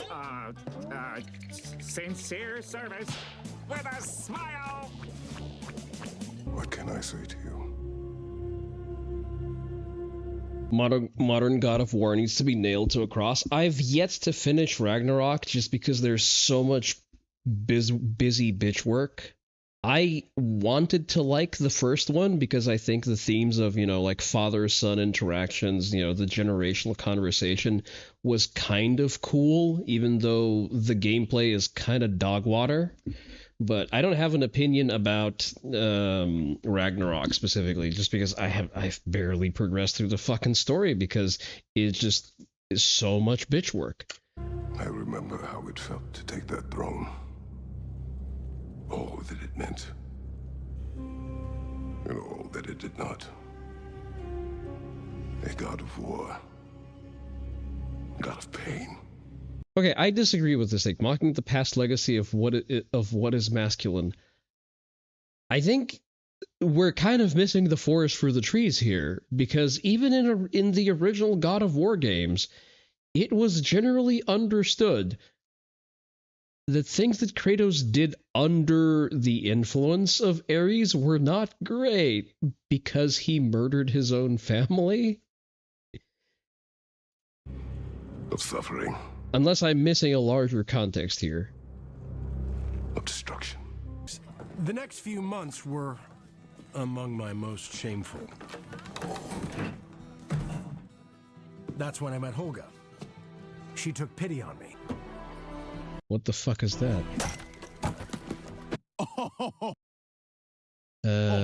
Well. Deconstruction of men doesn't stop there. The treatment of our favorite male characters from the original trilogy is also appalling. All of the self-growth and maturity that these characters have learned is destroyed within minutes of having been reintroduced to them. Here's an example. Han is no longer... I mean, you can just put a name to that particular phenomenon. It's Kathleen Kennedy. We have a person to point fingers at. Blows your mind that nobody could see how Dad of Boy was because of surface level, how bad Dad of Boy was because it's a surface level fatherhood theme. Seku, again, the gameplay of Dad of Boy was bad. Did I not just say that? The gameplay was bad. The gameplay of Ragnarok is marginally better when it's not trying to be Dark Souls. Am I making myself clear enough? The story in the original Dad of Boy was okay. It was competent at the very least. Darker tone, different to what the original series did. It was interesting narratively at the very least. Ragnarok kind of goes off a fucking cliff for the parts that I've seen. You get that I noticed and most people don't? See, like the thing that irked me, I don't know, it's hard to not notice that when the game you're playing actively resents being a game and really wants to be a movie, which is my biggest complaint about Dad of Boy. A selfless man ever protecting of his woman, but instead has gone back to smuggling and abandoned his efforts to save his son. This is a Millennium Falcon. You're Han Solo. I used to be. In other words, Disney made the most charismatic and alpha male hero of the original trilogy and made him a deadbeat dad that's killed by his own son in the first movie of a trilogy and thought everyone would just get on board with it. Good job. I am almost entirely convinced not a single woman can run a man in media correctly or unbiasedly. Most men in media are feeble and castrated by their female counterparts. Again, this scene is ripped out of context. I've played to this part of the story. The reason this position is even possible for Kratos is because he is sandbagging. He very specifically is trying to not kill Freya because she is 100 pounds wet and he could snap her in half. People carry absurd amounts of water for modern God of War, and they'll act like the original God of War is some kind of absurd travesty when it's simply a game. It's not ashamed of it. Also, it's actually difficult. I would say it was a different genre in general. It's unreasonable to compare difficulties because Dad of Boy is a mix between Dark Souls and The Last of Us, just from a gameplay structure, and original God of War was more of a traditional Japanese third-person action game, just from the logic of it, the way that you interacted with the world, more degrees of freedom and movement, different combat system. The combat system in old God of War is actually fucked so hard. Like that's one thing I missed. The Chaos Blades in Ragnarok are nowhere near as impactful as they should be. And I'm not willing to carry water. Like, I will call out things in God of War that are bad. These people could melt in the presence of proper Devil May Cry game. You know what? What Devil May Cry like that I really like looking back? Dante's Inferno. Somehow oddly obscure game. Does it lay the sort of the like core Catholic canon on a little bit too thick? Maybe. But at the same time, it's a banger fucking game. Like, I've beat it, I think I've beat it once or twice. I enjoyed it thoroughly. When we all know in a real life or death situation, the man is going to be bearing the brunt of it and taking up the sword, so to speak. Oh, but there's that one time that pregnant woman lifted a car in an emergency situation. Yeah.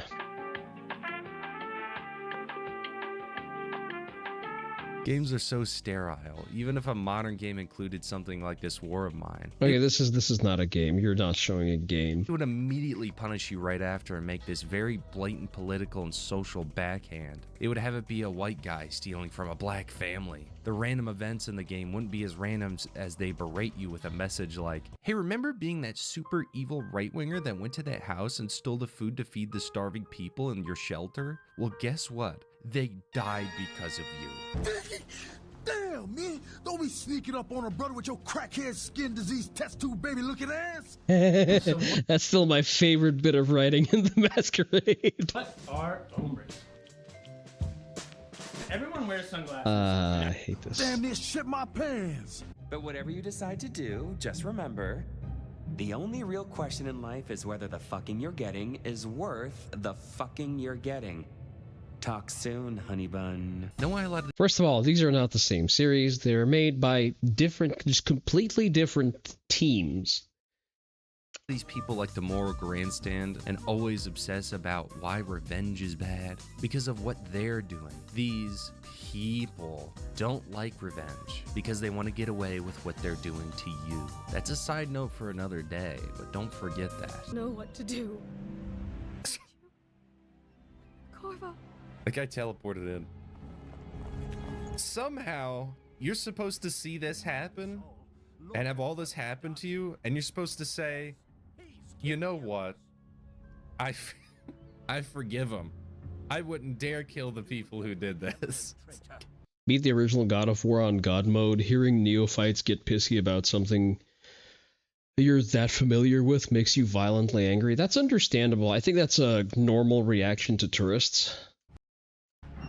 I hate that. I don't like what you've become. No better than these traitors. That's why I'm gonna tell them you're coming. There's this Reddit post. Let me just get it for you. Games that have a very dark and unfortunate stories. Nice ESL, dumbass. Where characters will get killed off unexpectedly and there's a tragic ending. This is a dark story to these people. Did I not just describe the exact same thing? I didn't even know I was going to find this article. I really wrote that beforehand. Red Dead Redemption 2. I was never the same. Yeah. Dishonored is such a great game. No, it's not, Gecko. No, it's not. Dishonored is a monument to not understanding what was good about Thief games. If anything, it's a vendetta against the Thief games. No, Dishonored is not a great game. It's hardly a good game. Yes, queen. My hacking woman affirming non-racist moral cowboy with a dark story. Oh, what a dark story indeed. Majora's Mask is darker than that, man. Honestly, Alma's story from Fear is darker. The exploitation of a kid by her own father into a corporate science experiment, where the scientist induced a pregnancy at 15 and 16 to create the Point Man and Paxton. That's pretty dark to me, man. It literally reminds me of that image, you know, the dark humor fan. Dark humor doesn't mean racism, dude. Claims to be bipartisan, almost exclusively makes fun of Republicans and Christians.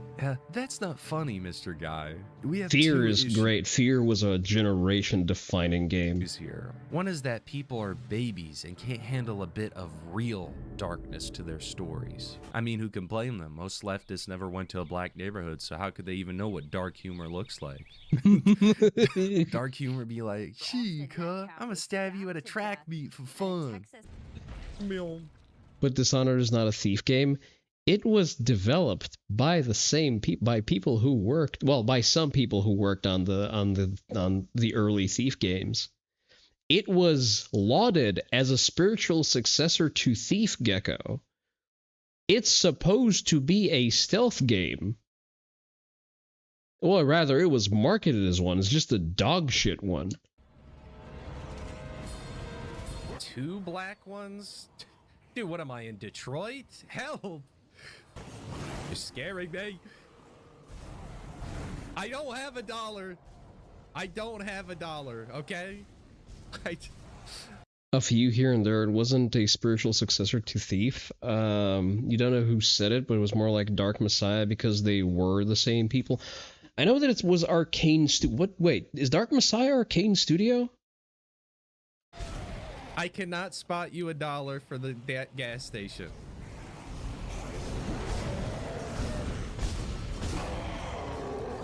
Okay. Jeez. Dark Messiah was the first thing Arcane put out. Crazy thought. It is. Damn, was it all downhill from there? This also leads into other aspects. Online games have become the UK of free speech.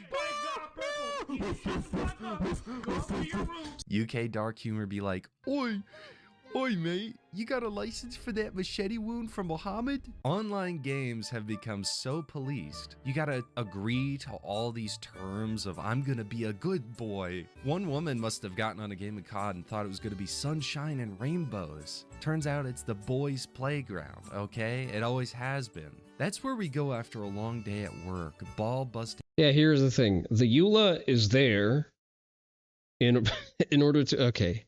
I hate to be that guy, but I'm going to have to explain this. In order for a live service game, and by live service I mean any service that continues throughout a time, continues to incur costs, and relies on maintaining player counts, has to maintain a certain environment. Because highly toxic, and I hate to use that word, but it's a descriptive word, highly toxic online environments that include in-game communications usually lead to decreasing player counts. Generally, the vast majority of people do not want to deal with your unemployed ass wanting to scream through your fucking Xbox headset microphone. And in order to be able to lay down the law on your ass so that you don't disrupt the enjoyment of others and don't decrease the overall online population, the company has to present you with a EULA that allows them to smash your balls with hammers if you're going to degrade the experience for people. Classic Xbox Live was an experience. I've experienced Classic Xbox Live. I've played Halo 3 online with just like random lobbies, and it was perfectly fine. Whenever someone wanted to be a toxic ass, usually the community did a pretty good job of self-policing, and the guy would just get griefed. I really miss Xbox fucking voice messages. That was the funniest shit ever. I wonder if any of them are even still saved on my account. Modern Warfare 2 was peak chaos. That's fine. Never experienced. Halo 3 wasn't classic. It was a 360 game. Valid. You know what? Fair. I did not have a I didn't have a broadband connection until the 360, so I wouldn't know. I did own an original Xbox. I just didn't have access to any of the online. Painful work to make it through paycheck to paycheck. And maybe on our way home, somebody cuts you off, you drop your keys trying to open the door, your food didn't reheat properly. But hey, you finally get to sit down and game for a bit. Trash talk with the boys. Oh, and now I'm banned because the retard at the back of the map is camping, and I said a naughty gamer word. And it's insane that we're being policed by the Gen Z boss in a mini kind of people. These people at Modern Women Daycare. Now this is from r/marathon about the community. I was gonna make a I mean, that's a separate problem. You probably just this is a layered problem. Yes, you are correct at who does that. We've handed the rights to police our communities and police our behaviors to people who have ulterior motives and people who operate with different motivation systems and probably don't belong in the hobby altogether. And then the way you fix that is you stop giving money to people who actively hate you. That's a message that I had to, for example, people complaining about the newest Halo re-release. Like, oh my god, you buy a modern Halo game and you're surprised that Cortana looks like ass with a jaw squarer than the Giga Chad, and that there's a girl boss character in the new campaign? What the fuck were you expecting? Were you not paying attention throughout the entire life cycle of Halo Infinite? How we have 5 different variants of gay cosmetics, how we get a fucking African pride cosmetic every year, but we still don't have an America 250 cosmetic in Halo? And you are somehow you were somehow blindsided by that happening. You've seen 343 piss on Halo's grave for 14 years, and you are continuing to give them money? Are you retarded?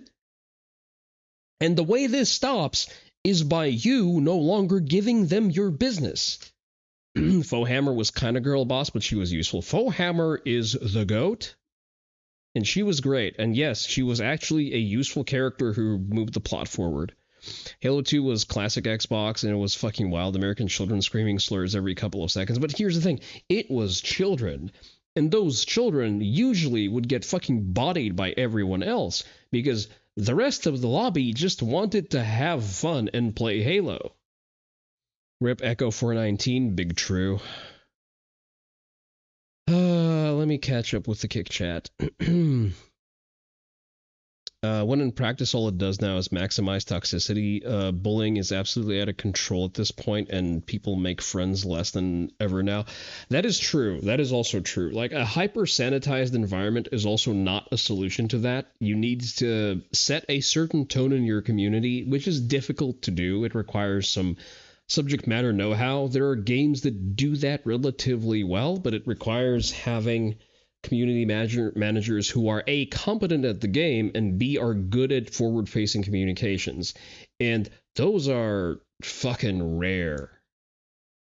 Marathon, like a post-marathon, the coping of Reddit marathon, and I found this one. I'm gonna be completely honest about the marathon community. I've played a lot of shooters, and as a feminine presenting player, are you not a woman? I don't think you're a woman. To be honest, it's often a struggle. In most games, when I get matched with men, the complaints start almost immediately. I've heard all the get back to the kitchen jokes being told we're lost because of me, or being called a bad player because I'm a woman. I mean, if your KD spread shows that you're a bad player, I guess you have no comeback. Also, willingness to tell people to stop being little bitches, that is also true, yes. Woman. The consumers know you're right. Just a second. About voting with your wallets. They call you a hater and pretend like you're being unreasonable because they don't like admitting that they're buck broken. See, I saw that point being brought up on Twitter, and it was a stupid fucking point. Like, play no new games, watch no new movies, and listen to no new music is an unreasonable ask, OP opined. And no, fuck right off. I'm actually fine with playing no new games, watching no new movies, and listening to no new music. You know what kind of music I listen to? I still listen to the music that's on my fucking Generation 5 iPod that I have not updated in a good 5 to 10 years. I think I'm fine. My favorite games are 10 years old at this point. I am completely fine being abstinent because whatever, like 90% of what we're getting right now is concentrated dog shit. I regret giving Microslop money for Halo Infinite's campaign. Like, at that point, I should have put my foot down and say, no, you're fucking incompetent. You were incompetent under Bonnie Ross. You were incompetent when you made Halo 4, 5, and whatever the fuck else came in between. You no longer get my money. He used to have a Zune. Oh, damn, that's ancient lore. Shit was hilarious. Gave someone brain damage with it. Really? I did not hear about that. No, I have a Generation 5 iPod, and it's still chucking. I had to replace the earphone jack relay on it, and it has a different hard drive now. So it came as an 80 gigabyte out of the box. I think it's 160 now. Old Microsoft hardware gave Nintendium a run for its money. I see.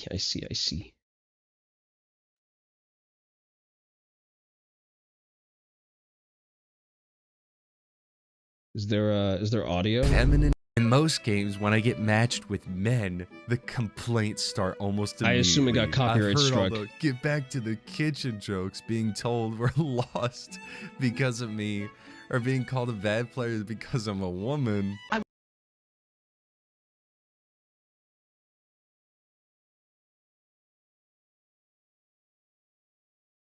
Yeah, I assume this just got copy struck by HBO. It goes on and on. Even between men, we give each other a hard Thinking on it, you've given 2 people brain damage in your life, both times with Microsoft hardware. time. That's what they don't get that. Man, the amount of stuff we say in the Discord to each other, it's crazy. It's crazy. But we know it's all in fun jest because, again, real companionship between men, women don't even know what that even looks like. It is the urge. Listen, some women are okay. I think the most off-color jokes I've made in VC were directed at No-No, and she took them like a champ. To filter what is arguably made worse ones directly after that isn't acceptable. That's what the normie is. They aren't people, just social police told to believe what media tells them to filter into what is socially okay or not. You know what? I'm kind of on board on saying that normies aren't people. Not okay. Games have become policed by social jannies, social tranny jannies, if you will. You can't make any choices in games that might be a gray area. Here's a novel concept. Stop giving the Jannies your money. RPGs are terrible now.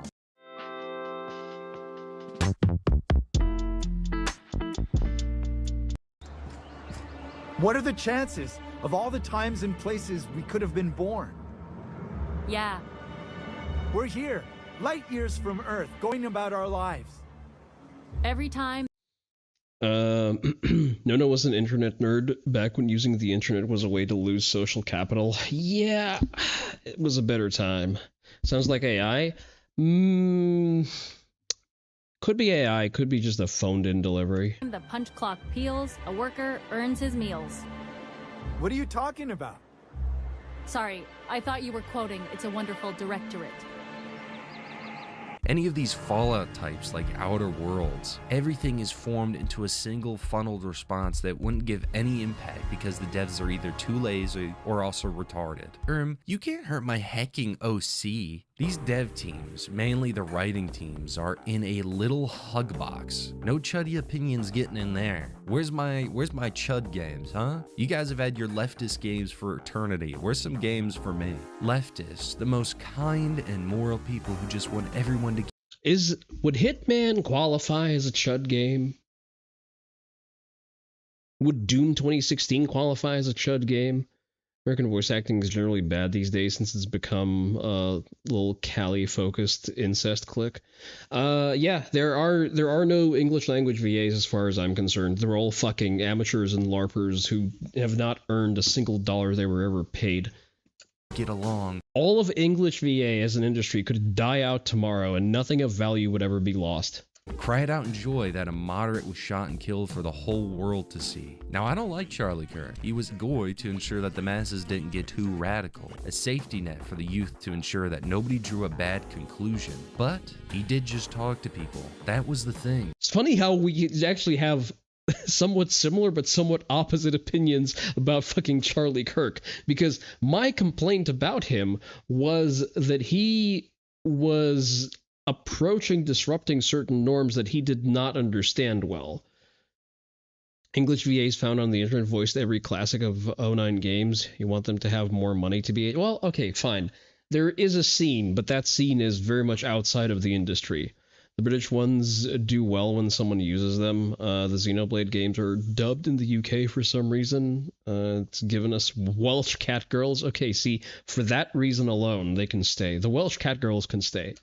He wasn't out there committing violence, antagonizing people. He wouldn't go up to people and harass them. And they celebrated when he died. These are the kind of people in these positions. You saw it. There were game devs celebrating it. You remember that Bethesda one with the Indiana Jones thing? You cannot have any sort of conversation with them.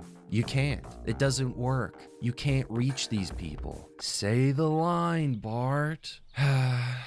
What if the shoe was on the other foot?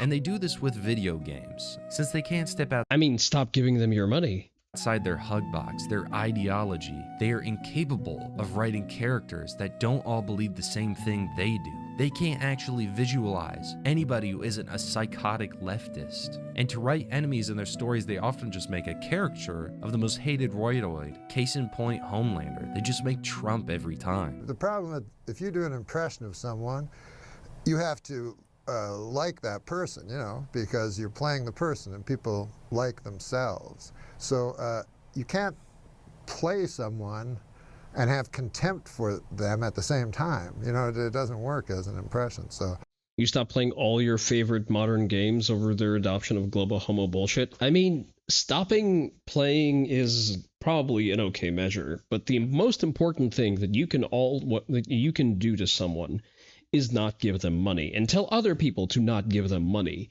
You need to be abstinent. Insert company name is, I don't know, fucking CD Projekt Red is taken over by global homo.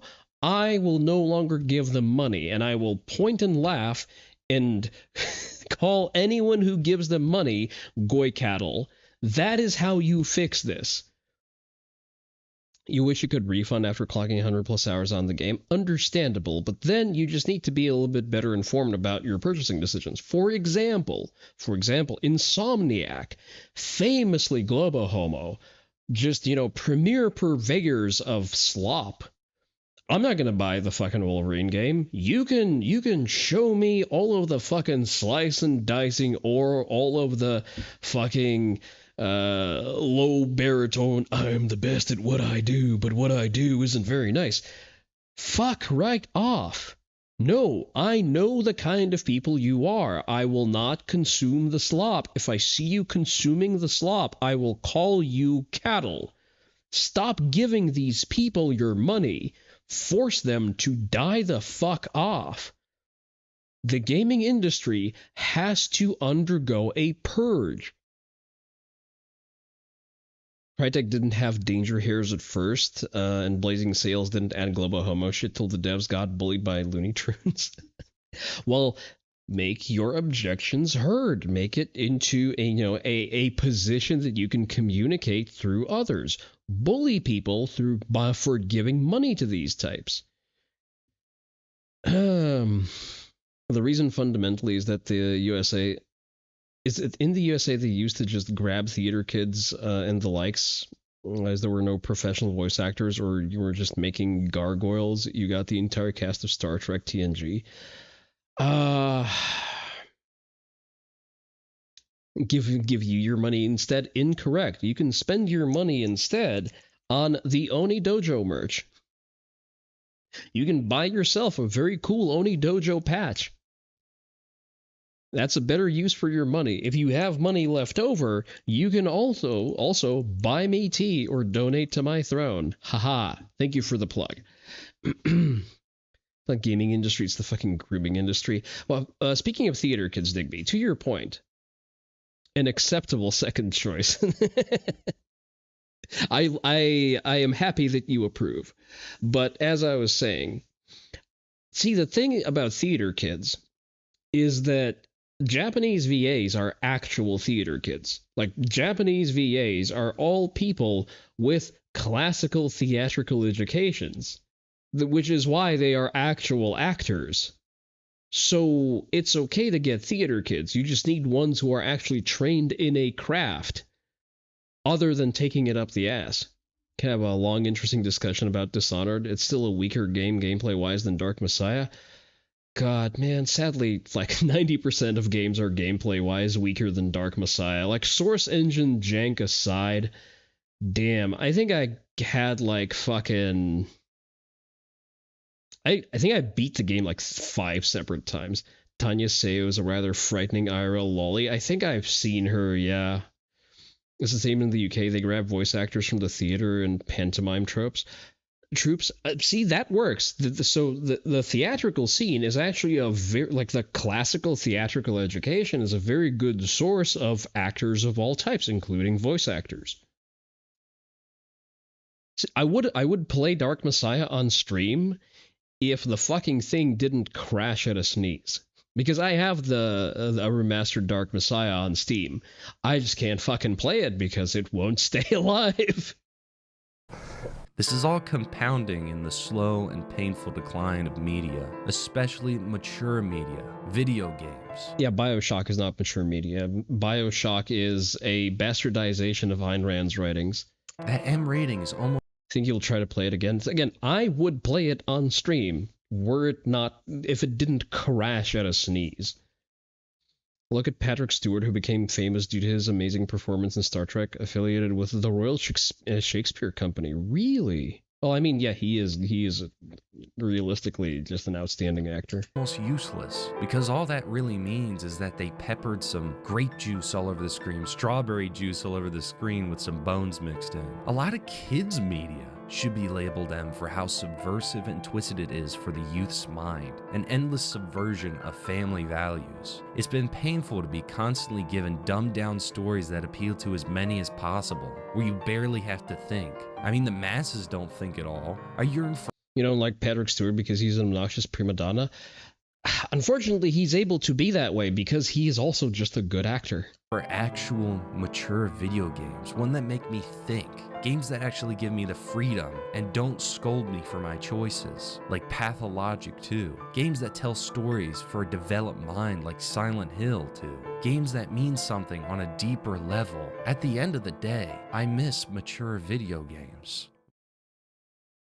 Well, hello everybody. I'm sure you're shocked to see this video. I thought his computer was dead. Yeah, it's, I don't know what weird, magical thing that happened where it turned— Is that Rage? That looks like Rage. I feel I've played through Rage once. It ended very quickly, and I don't recall anything about the game. Turned back on again. I did the boomerism of, did you turn it on and off again? I just kind of reseated everything, and it runs now, and I'm scared. Okay, this is fluff. We don't care. His former peers in the Royal Shakespeare Company don't like him either, purely because of that. After he went to Hollywood, he changed apparently. I see. Or games that are fundamentally insane, like Deadly Premonition. Killer 7 is also pretty good. We're starting to find a theme that a lot of the Japanese games are kind of fucking good. I say that as I will take a quick break because I need to refill my tea water and use the facilities. Y'all feel free to do the same.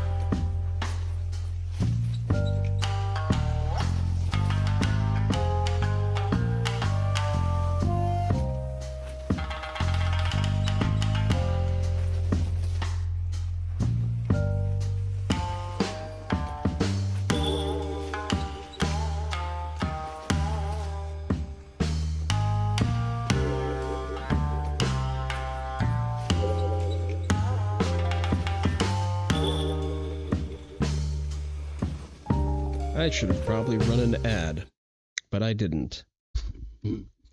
Right, let's go. We have a little bit more sloppa to get through. Wait, that's a 43-minute video. Never mind, we're going to look at a little bit of it. I'm just going to not interject as much. That's boiled azuki beans. They're going to make their own in-house anko. So these are sweet red beans.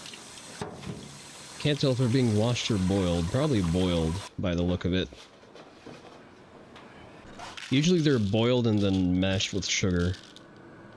Glutinous short grain rice.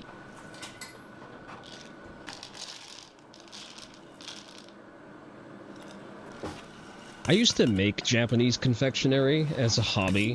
It's reasonably fun, although somewhat labor-intensive. I've actually started doing that less, despite having ready access to both glutinous rice flour and, like, all of the other ingredients. In a condition of scarcity, I did this a lot more. We've turned cotton from our family farm into a made-in-America love letter. Oh, okay. Interesting. You mix the rice with the anko and then... I don't know what... not sure what the syrup there is. Not the anko, azuki. Because the beans are called azuki. Anko is the paste. Aha. Are you making sekihan?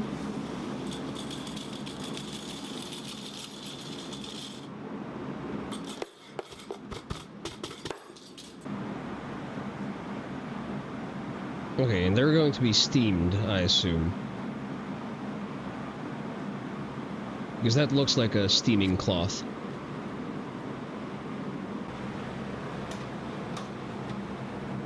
Okay, I assumed correctly.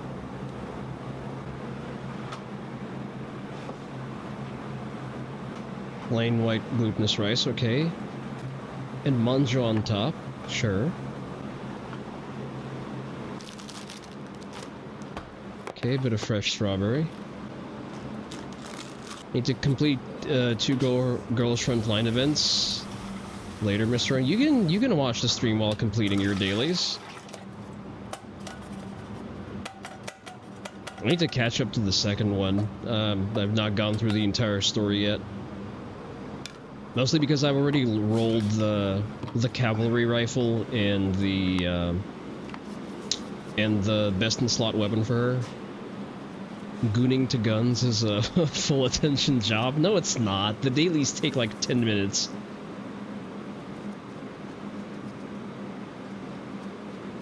Is that white anko paste? That is white anko paste. Benelli dry fire says, speaking of gooning to guns, let me go get it.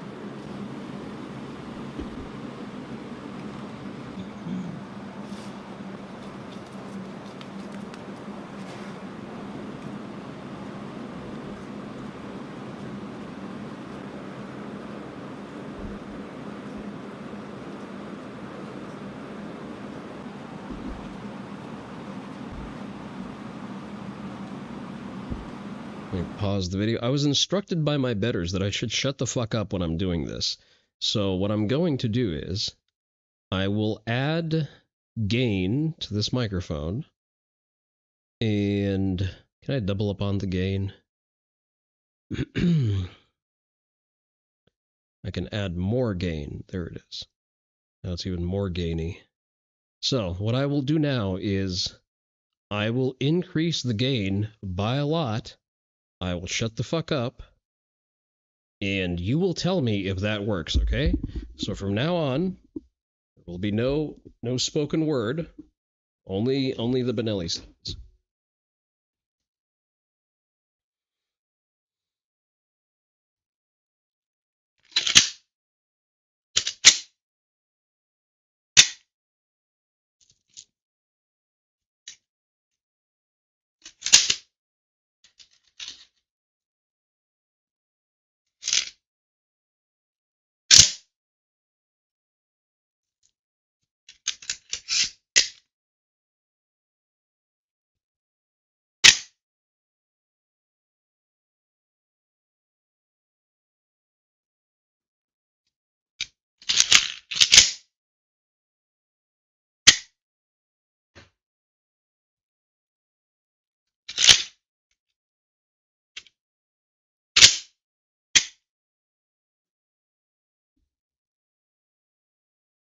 All right, we're back. How did that sound? Is that ASMR-ish enough?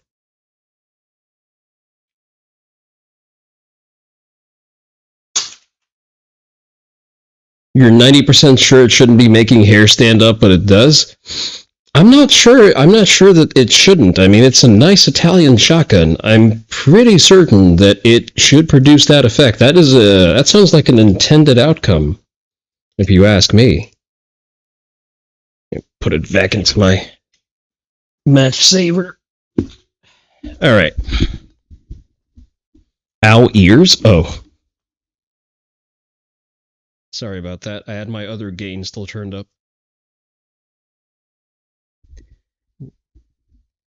Sorry. I doubled up on the gain there. That was the setting that I was using to do the ASMR.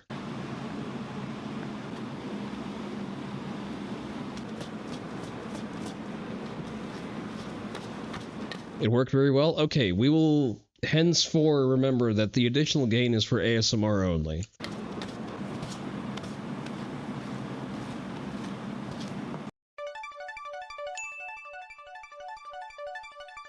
You know what? This has pushed me over the edge. That's it. I'm done react slopping for the day.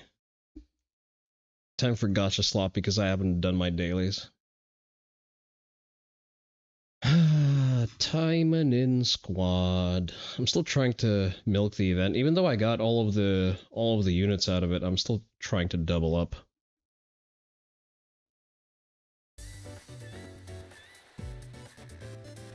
Let's change the category. Game capture.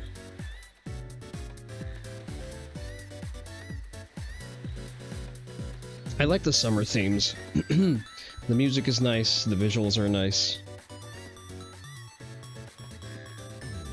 Summer is truly the best time of the year. That's when you get all of the bikinis in your gacha games.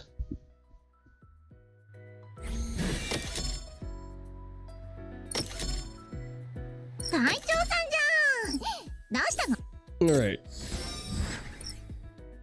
We got some freebies, that's nice. As you can see, I did not log in for today. Oh, we got another... Hasegawa Fuki. Yeah, another throwaway 4-star that I will use as fodder for my 5-star push. Or their 6-star. Okay, let's buy out the cash shop.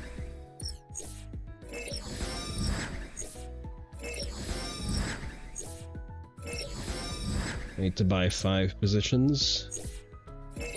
I'm gonna get the other one too. Tokens. This one is still on a cooldown. Okay. Check our clan facilities. Okay, we got some extra tickets. That's good. Shot.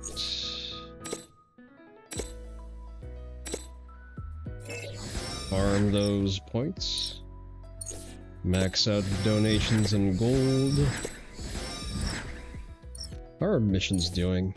We're very close to completing the purchase mission. I would ask that everyone contributes. Oh, we're actually getting pretty girthy amounts of gems today.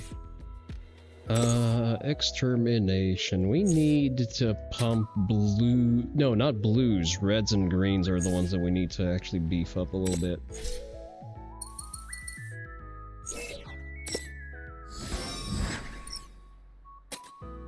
Just leave it at that for now. Oh, no, actually, I need polishing kits.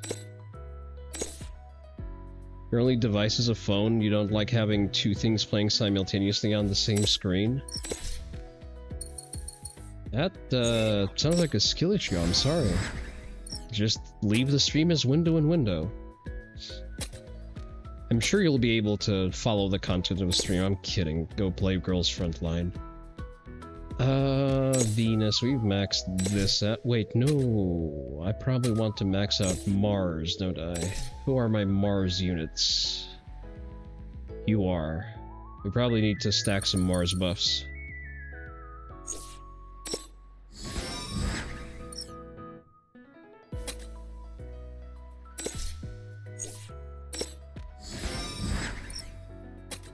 Okay, we're 2 stars away from maxing out the entire thing. We're still waiting for Mercury and Jupiter to come through. Mars. No, I probably couldn't buffer it out with, I don't have enough generic ones. Just leave it be for now.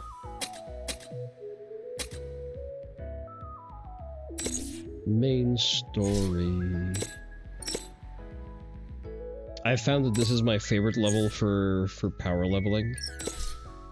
Because I've specifically calculated the number of rounds I need to do on specific characters to bring them up to a certain star rating.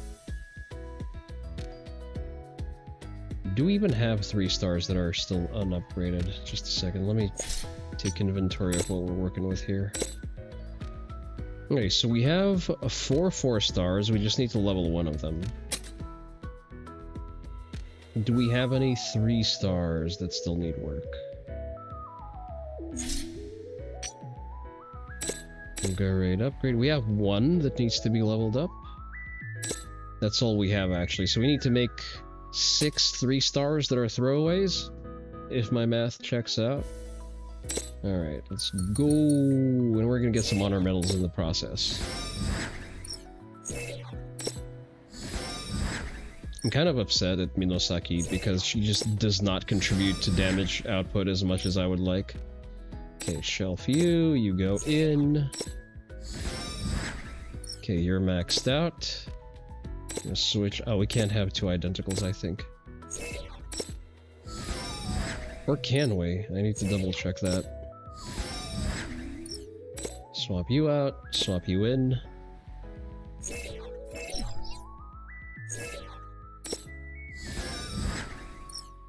Swap you out. Can I have 2 identicals? I can! Okay, so on generic units, they've lifted that limitation. That's good. Can I level you manually? I cannot, no. Gonna have to make do. Let's grade upgrade.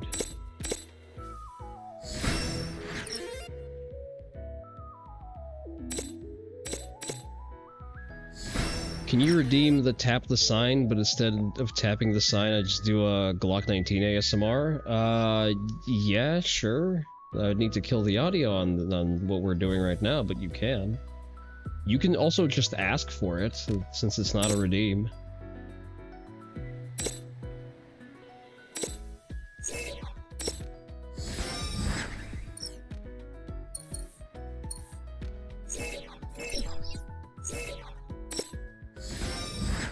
Okay, good. We're perfectly matched.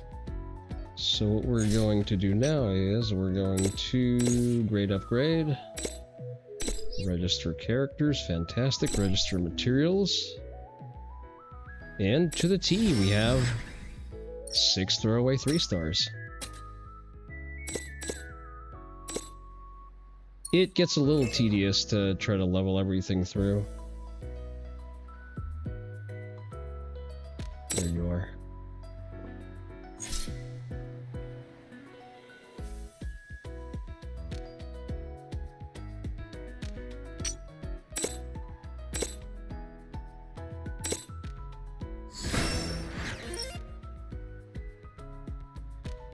Right, now we need to level a 4-star. I will do that probably off stream. Let's collect our honor coins. That was in Minosaki, right?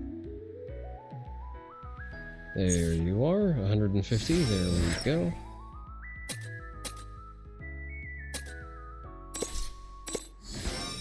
Collect our quest items, play tactical training, let's do that.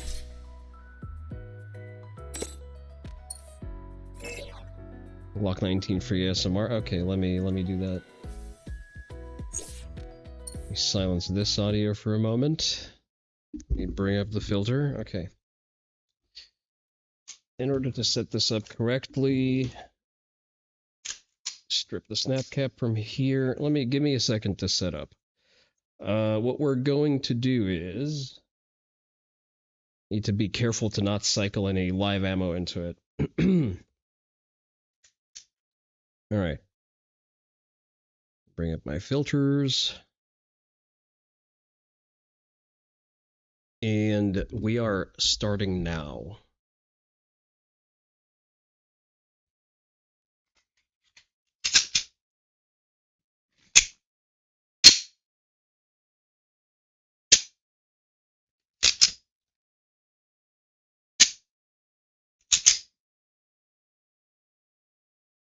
How was that? I have to do that on a breath hold because otherwise my breathing is going to be very audible in the microphone, and this is not that kind of channel.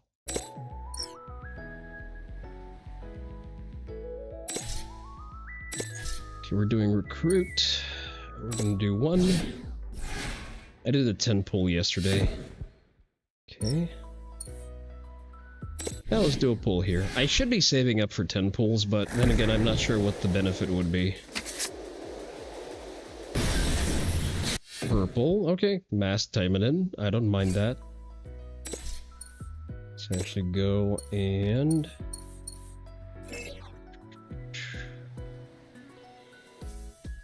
buff one of her skills, shall we? Damage. Soul damage. Heal reduction to 25. That's kind of fucking weak. You're welcome, Gecko. At the end of the day, I am an entertainer, and I am to please. Alright. Surely I can sandbag you. How fast? 90? If I play my cards right, I can stop her.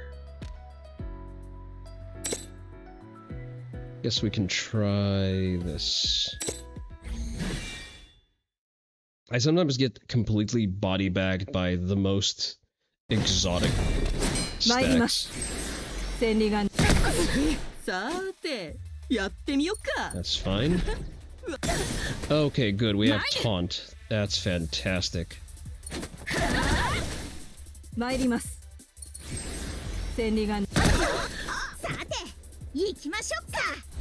It's a good thing that we got taunt. Oh, it's a little loud for me. I'm not sure about everyone else. It's a good thing that we got taunt because we did not get debuff block. So it's nice when I'm able to double up.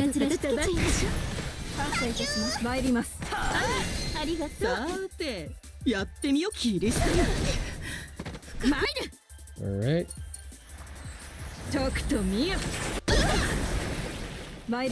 Yeah, that was not a great call.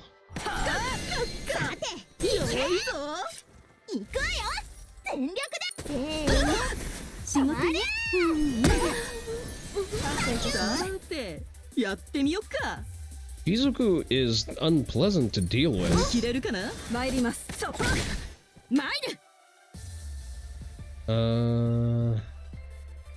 Let's go for you.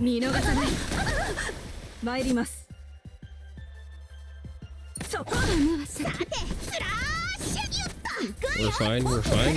Oh, really? Confusion. Let's go for you. It's not great that we've lost our primary damage dealer.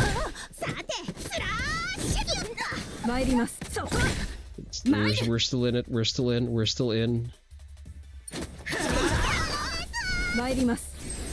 Don't care. You don't have the HP to survive a retaliation. Fuck you.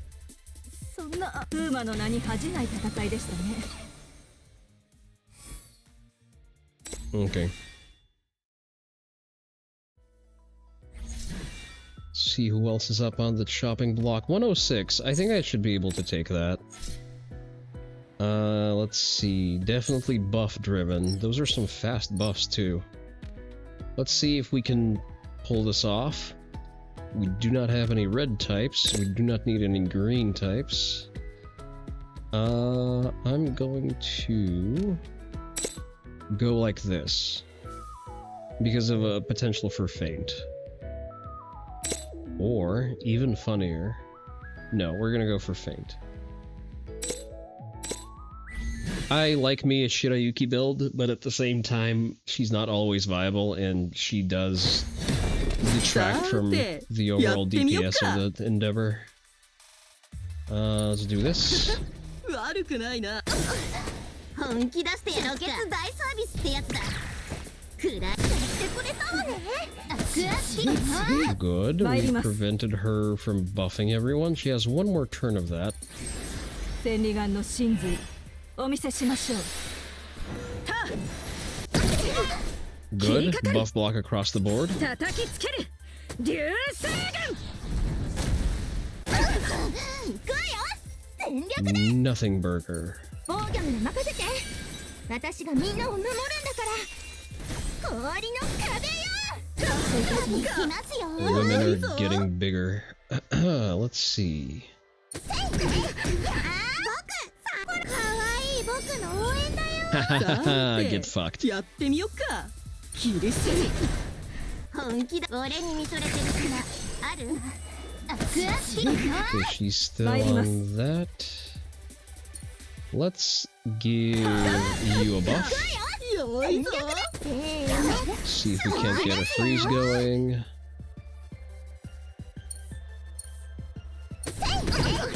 Good, we have a feint on Eleanor. さて、やってみよう。見切れるかな。本気出してしまってやるぜ。参ります。 Like, the things I'm doing are somewhat redundant, but I like redundancies because that makes sure that at least one of my tactics is going to stick. さて、見切れるかな。参ります。そこ。行くわよ。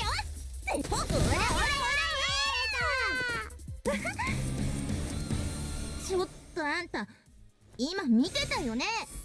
See, Girls Frontline is fine and all, but I feel like Taimanin, it gives you more to look at. Alright, let's try this. How fast? 99. Okay, so she's definitely going to come out and buff. I don't like this stack. Nope, I don't like the speed optimized stacks. I get my shit pushed in on the first turn.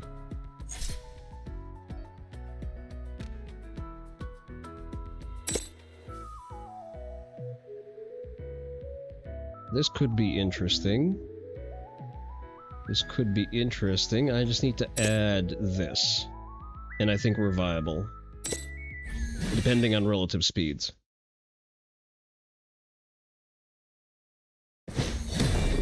I ain't wrong about that. I am never wrong. You should get used to it by now.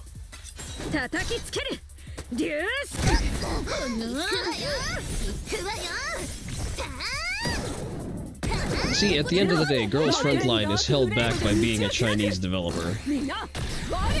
Meanwhile, Taimanin are awakened Japanese chads. We're collecting an unpleasant amount of damage. Unacceptable, I would say. Good. Blast the whole fucking thing. Okay, we have bleeds across the board. Okay,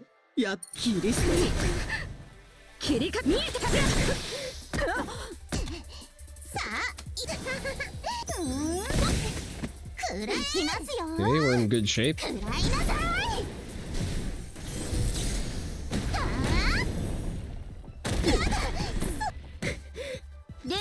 My opinion about Dishonored was an exception. It is not. You glaze Dishonored at your own folly. What did I say about not venerizing people who hate you?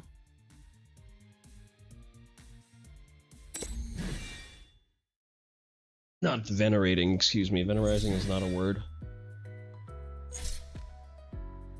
Not patronizing is what I wanted to say.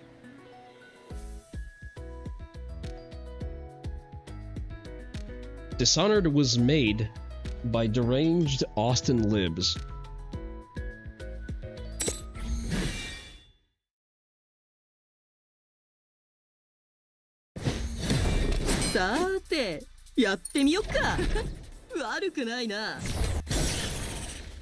You know what? I'm handed a free W. I will take the free W.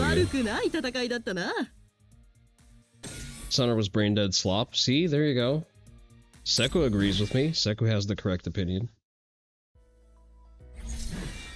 Sorry, Gecko, but you're just wrong on some of your preferences. You just like the wrong thing occasionally. Like AKs. Oh, I didn't play the tactical challenge. That's right. Let's see if level 60 Minosaki does anything for me. You'll admit you will at least admit it when you're wrong. But yep, that's true. Again, I am wrong about liking any aspect of Dad of War. Because Dad of War is not a good game, I still like the writing. That's fine, I'm able to compartmentalize the parts about it that were at least serviceable and the parts about it that are dog shit.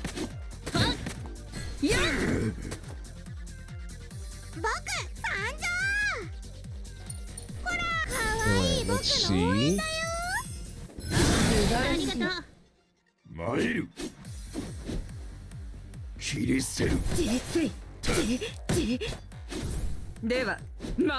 Okay, let's see if we can max this guy out. I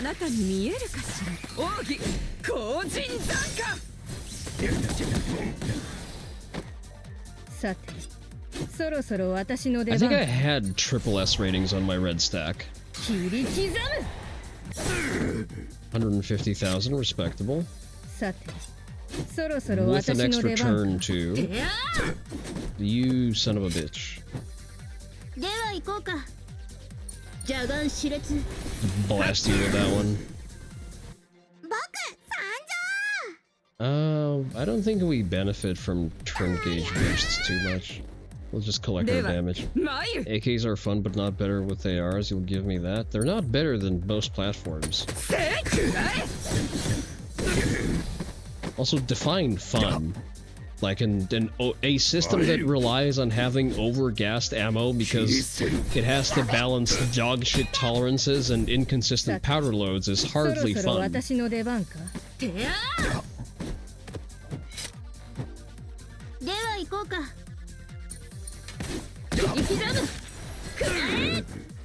You see, Gecko, like the most offensive thing about that is that you should know better as an HK fan. Like you know what good guns are. Yet you insist on committing the AK blasphemy.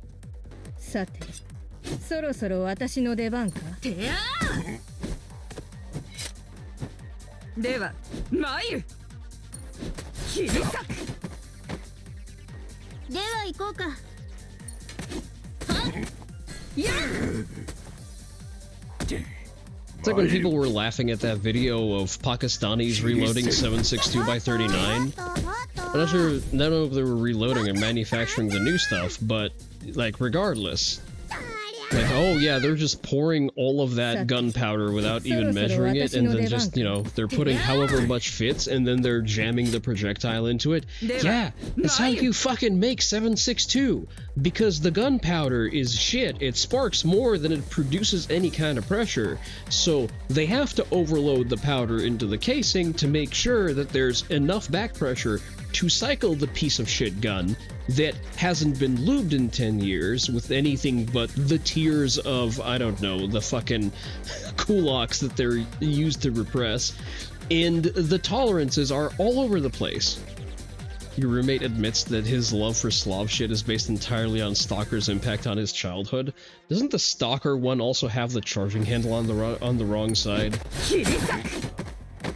Like, the Stalker AK, if I recall correctly, has the charging lever on the left side.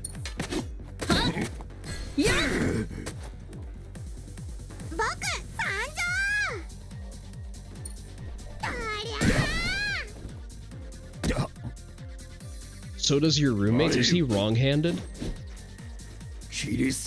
Oh, he is wrong-handed, okay. Stalker guns are dominated by Western imports in late game. Who would have thought? Maybe it's because they're just better guns.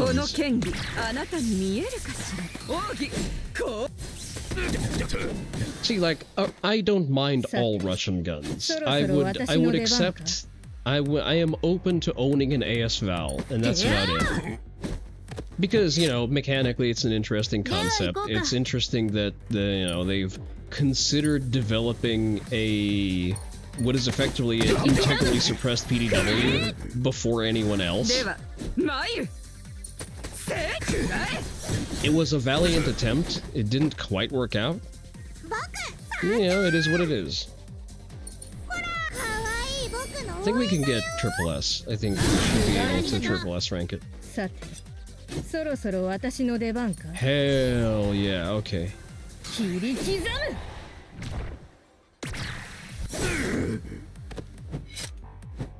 We even get an extra turn on top of that.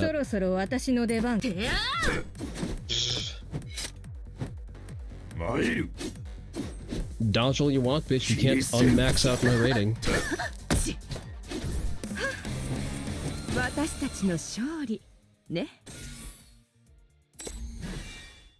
An acceptable outcome. Alright. Let's collect the last of our dailies. I think we have all of our event tickets too. Yes, we do. Let's run that for the max. Hell yeah, and we get another summer wrinkle. Okay, good. I don't think there's anything else that's worth getting in this stack, so we can just reroll. So we have one ticket left. Fine, roll it. Ah, 2-star. I wonder if I can level Event Delinquent to something formidable. Because, like, all she does is direct damage, and her damage output scales directly on sustained damage, which should be good for, like, boss finishers.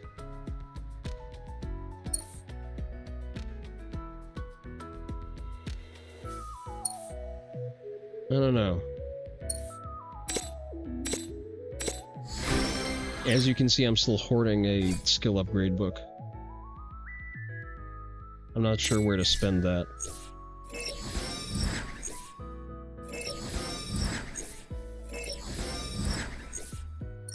Is it bad that I want to call the horseman fighter a Glock? Glock brand horse. I do not need Kirara fragments.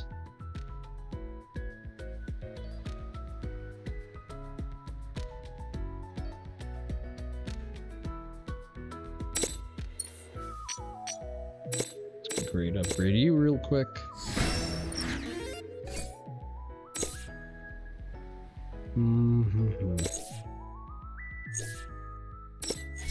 I have 33 tickets. I think we should start leveling one of the sacrificial 4-stars. I hate the amount of grinding I have to do. I understand, yeah, Japanese RPG, yada yada yada, but still, like, I'm allowed to not like doing things, okay?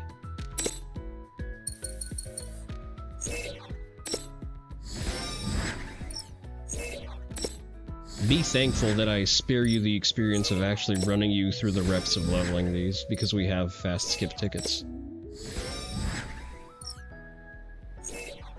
Otherwise, this would have been miserable for all parties involved, I promise you.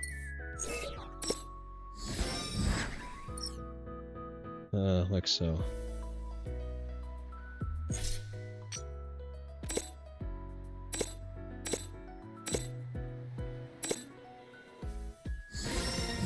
Did we burn all of the third grade, all of the 3rd star? No, we did not. We have more. I need 10 more levels on you before we can grade upgrade you. We are doing good for 4 stars, so we have like 4 throwaways already. We can make, what, 2 more for the next one. God, and we're still fucking so under-equipped to 6-star anyone. Just look at this. Let me pull this up. Where do we have a 5-star I can show you that? Like, we've got nothing. Absolutely but fucking nothing. And... damn. Tokens. I need more parts. There we go. Actually... okay, cool. Okay, we have this. We have this. Probably make a shield one for her. We have this. Health Core Alpha. Let's make a Health Core Alpha for Dios. Health Core Alpha. Oh, great. I'm 1 part short. Never mind. None for me, I guess. Can we develop any of the weapons we had stashed away? Not yet. Sadly, not yet.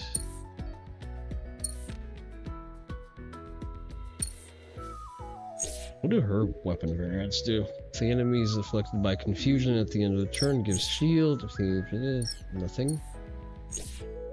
Whips enemy hard. Okay. Removes 1 random debuff from all allies after the attack. The ally doesn't have any debuffs, grants 25% power up instead. Removes 1 random buff from all enemies after the attack.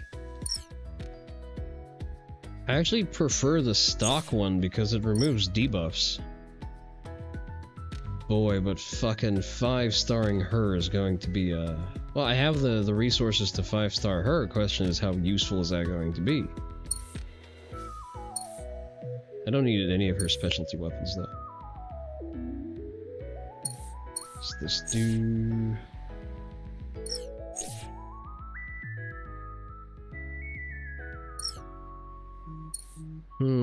I wonder. Let me quickly check my phone.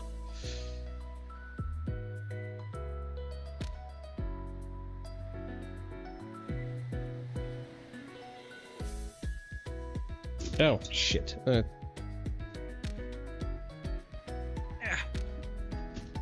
Dropped it.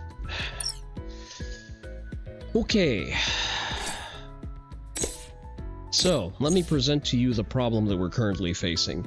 I have 5 days left to beat the top floor of the tower. Previously, we were stuck on floor 40. I figured out floor 40. Through a certain combination of good RNG and a little bit of grinding, we figured it out. We're left with the final floor. Do I get anything for beating the final floor? Not really. I get like a fucking skill upgrade book and I guess a blueprint gain buff that I think is permanent. And that's about fucking it. However, I am irked by even the insinuation that I can't beat it. So, we have a few options here. We can either go completely ham on damage, or, well, the ham on damage variant is, you know, using Minosaki, using Aki, using Azusa. I like having sustains. Sustains are cool to have. However, there is the issue of debuffs to contend with. So let's try to run this. Basically, she throws poison with every move, like, well, just fucking constantly. All she does is cast poison. Let me see.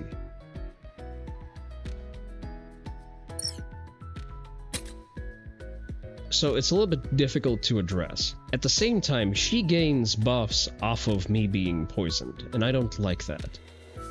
So I need to figure out a good damage source, and a way to prevent myself from dying in the process. And I've seen people use Minosaki. Maybe I'm misunderstanding something about their builds. That's quite possible.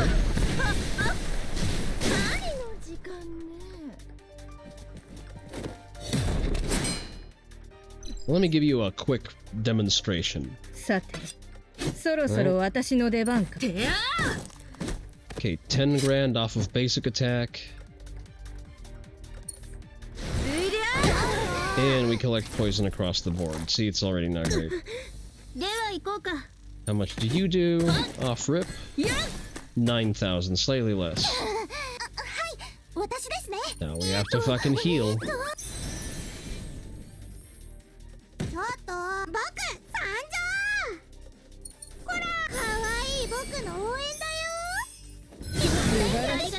Okay, we have attack and crit rate increase. So let's try to YOLO some damage onto her.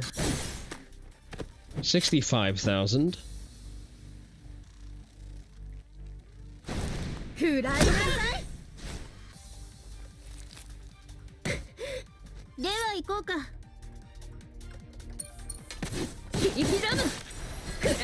$32,000. I feel like Aki is the odd one out for damage output here.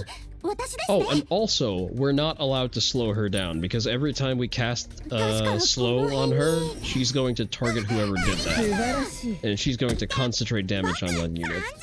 I'm not sure if that's good or bad yet. I've not figured out an exploit against that, so I'm going to stay on the side of not liking that.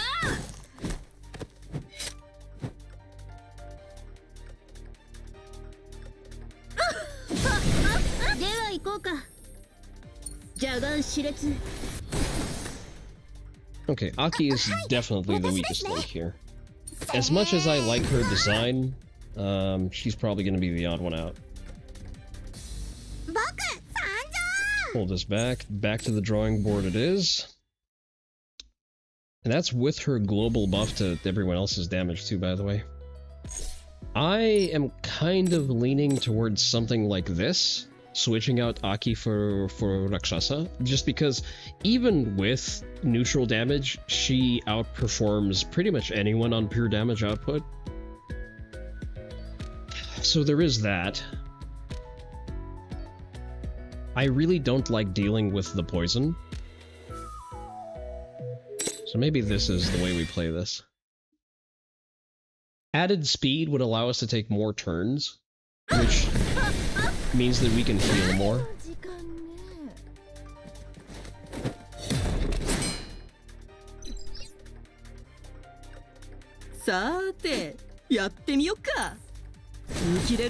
$15,000 on basic attack. 10,000 on basic attack. Okay.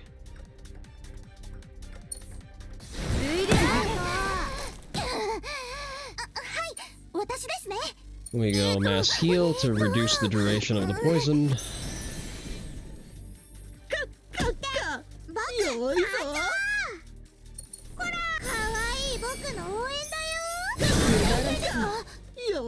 Okay, let's see how much we can get out of an ultimate. 26,000. That's peanuts. We probably need to respec Rakshasa realistically. I need to replace some of her crit damage cores with crit rate cores. 67,000, okay.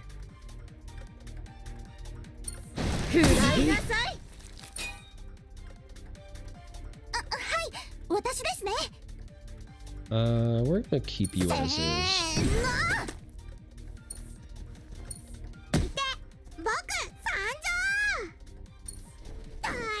So as you can see, we are once again running into a math problem here. I do not have the passive damage numbers to just brute force this. So probably just based on that, Minasaki is probably not the answer here. 45,000 off of a basic attack though. Okay. Maybe Minasaki is the answer. Vulnerable to poison, okay. Just heal you real quick.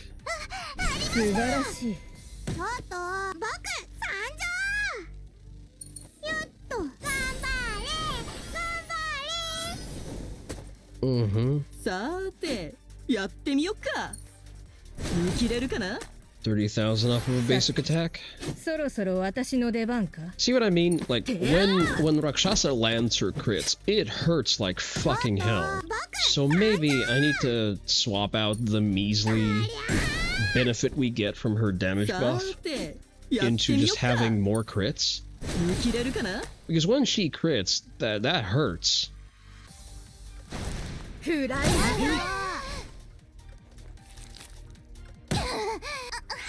Okay, we only get a basic attack off of you.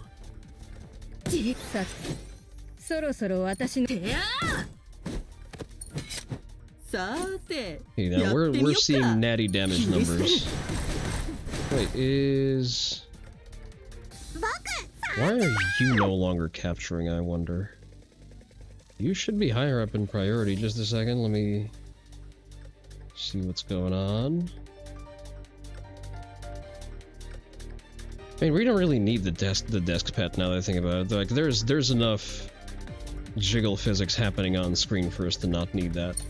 But let's not tax my GPU more than we have to.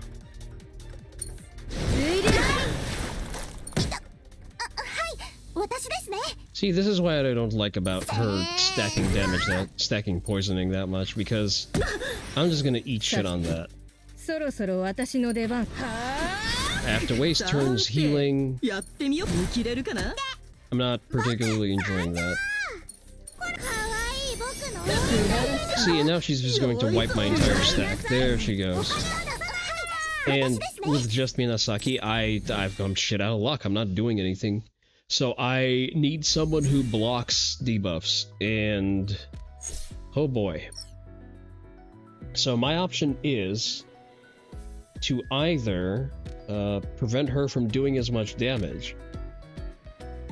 So for example, if I were to do this, right? We leave Minasaki off the board, we don't do direct damage, but we at least block her from buffing and minimize the amount that she puts out. Or I'm going to have to try to 6-star Eleanor in the hopes that she can do something, because she both shields and blocks debuffs. My other option is going for the Oni twins. The Oni twins are currently 4-star.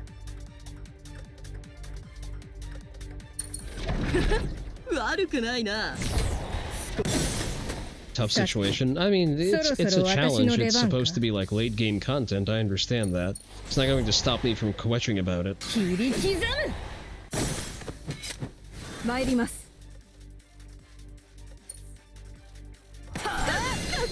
Let's reset your cooldowns.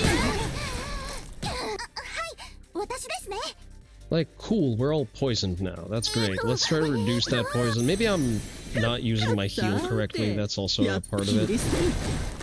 We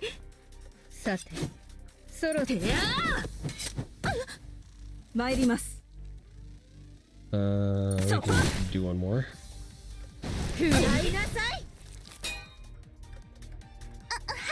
We'll keep that heal handy.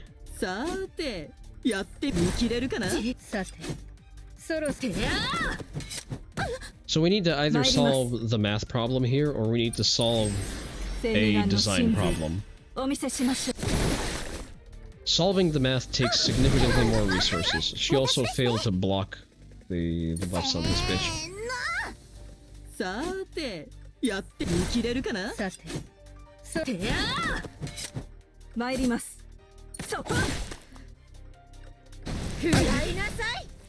Remember that damage boost stacks? I don't think it does.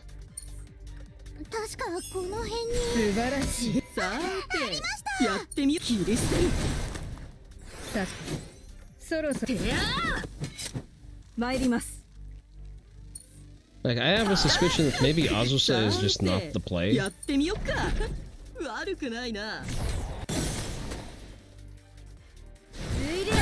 But she is my highest damage red.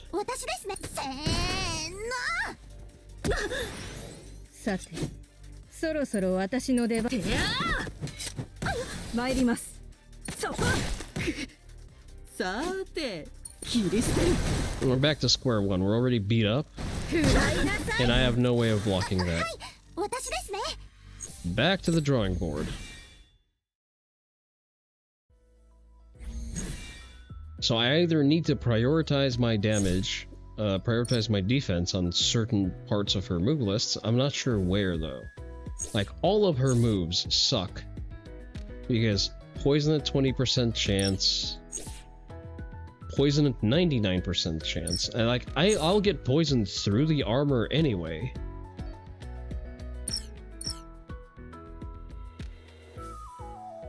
But how frequently can I clear whatever the fuck she puts on me?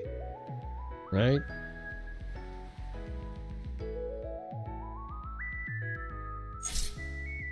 What are your skills like?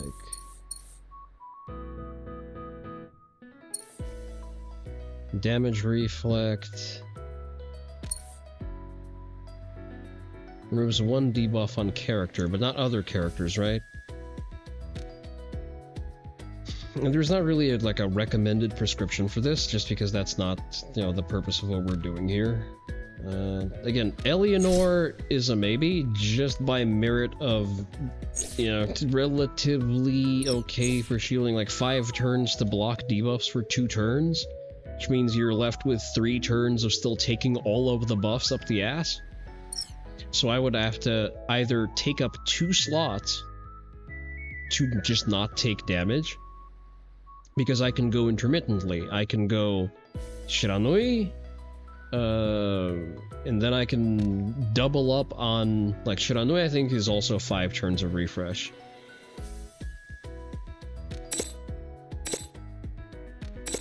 Because this is the stack that I used to take down the challenge level extinction for the Steel Guardian, I think. Damage boost does not stack. I get it, it's just... I was talking about stacking debuff boosts, rather overlaying them rather than stacking them.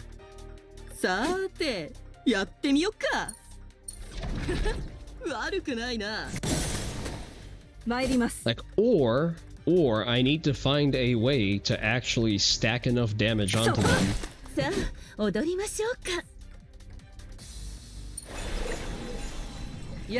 Not stack damage, I'm not thinking anymore.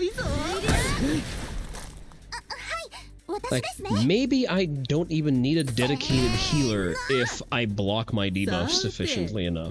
Maybe that is part of the solution. Right, and then I also have to waste all of my cooldown stuff on Girly over here, because I need her to block debuffs.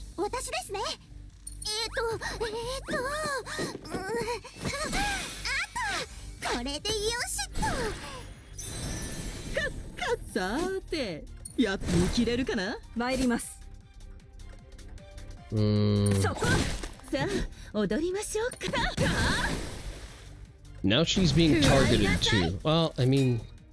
Wait, does that... What the fuck does that even do, though? Targeted. Ah, damage taken increased by 100%.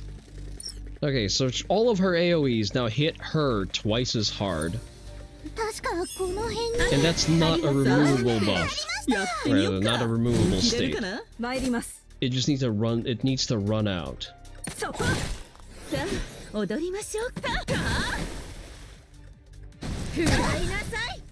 And mind you, she can't be slowed down.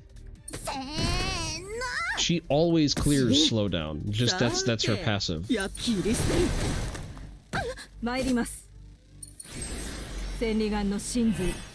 we please block debuffs now? Thank you. Let's actually do this for us too. She's going to attack. I probably wasted a turn. Because that didn't do any damage. Wait, did that do any damage? Is that a direct damage attack? Let me see. Gathers up poison essence, gains attack up. Okay, so this is a non-damaging attack. So, okay, we kind of biffed the turn order there a little bit.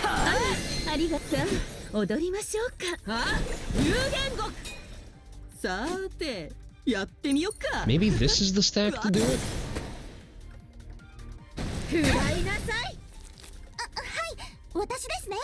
There's not a lot of benefit of having Shiranui collect aggro, because all that does is distract. It takes away resources from healing the rest of the stack. I could give her her own healing cores, because she's not supposed to be a damage dealer anyway. Like, she's there purely to be a static buff.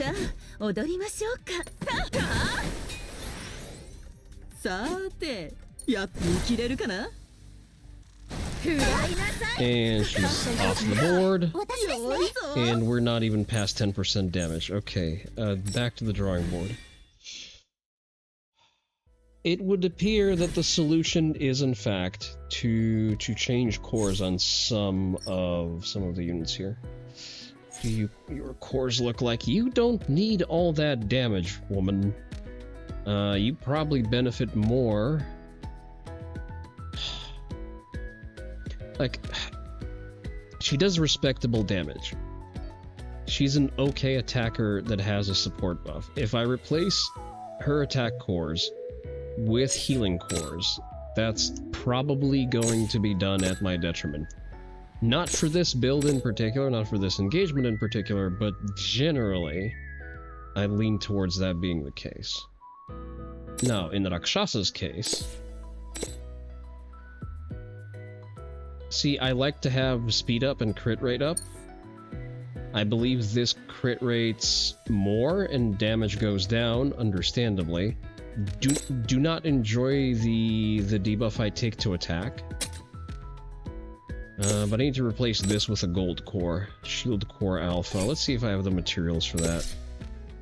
Shield core alpha. I can roll 4 of these. Not a single gold one, fuck you.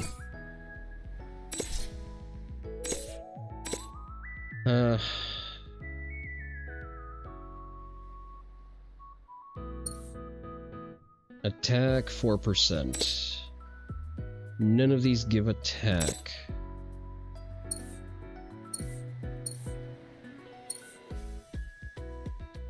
Probably the highest star one that I have.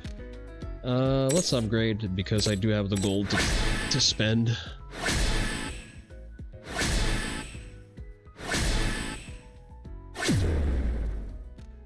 Let's see if we can't get her base attack stat higher. See, now that I think about it, maybe we just need to go for higher crit rate instead.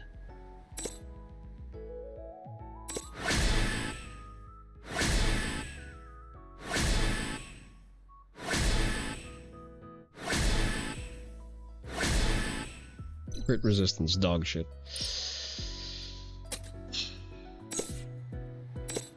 There are no crit rate runes for this side. Crit rate. Do I not have any spare crit rates? I do not. Let me clear out the excess shit I'm carrying.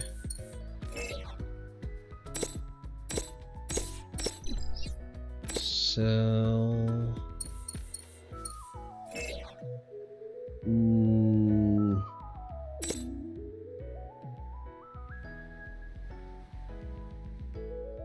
Yeah, I'm not enjoying any of these. Like, blue cores, I'm definitely not on board with. The speed ones are at least somewhat rare. I should hold on to them. Let me quickly see. Do I have any fast completes? I do not. I'm gonna have to manual this.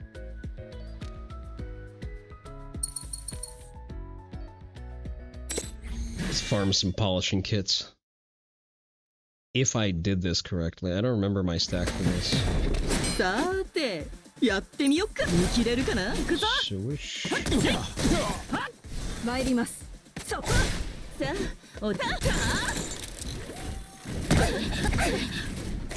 We take poultry damage.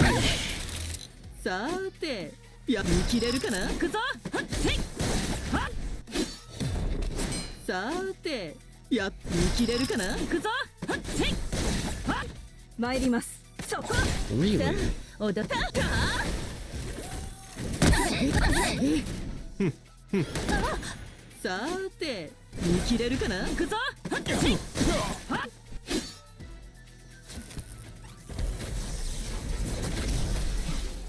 Trying to think if this is a viable target for a farm.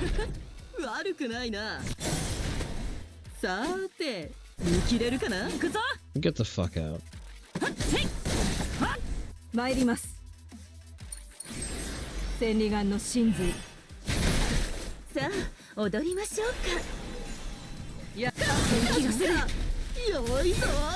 I think I popped the debuff block a little early.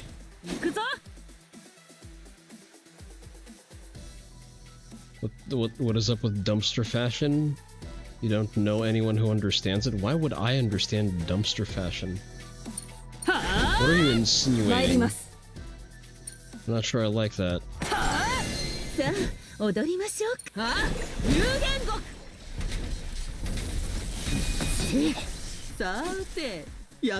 Could have popped a debuff block a little bit later.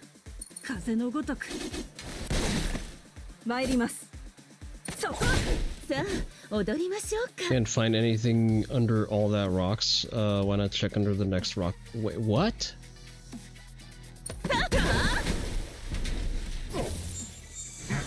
Are we having the same conversation now?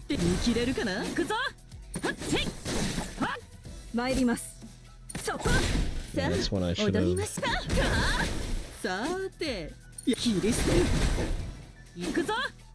Listen, I'm currently struggling to solve a trivial challenge stage. You're going to have to be a little bit more specific and transparent in what you're trying to communicate.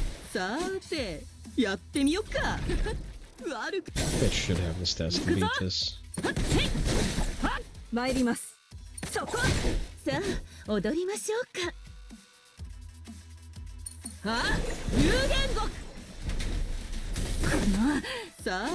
Unfortunate.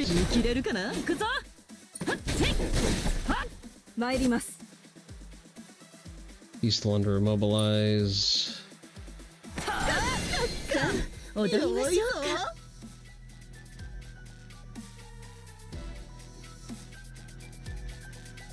I'm as good a person to ask as any at this point. You've never been to a fashion show in over a decade, implying that I've ever been to a fashion show?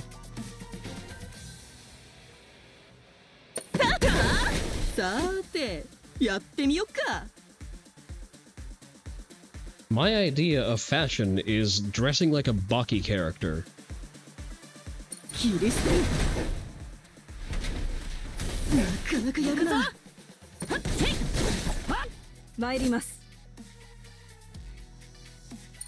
What's that thing on cooldown? Passive. On turn start, gain 20% shield. Shield is immune. Remove to copy your steal effect. I don't think you're getting shields. You stop that immediately.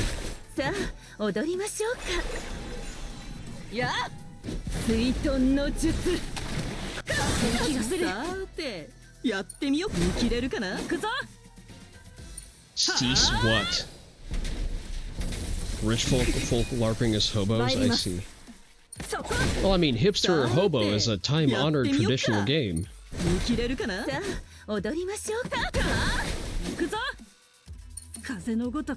Why would you LARP as a hobo?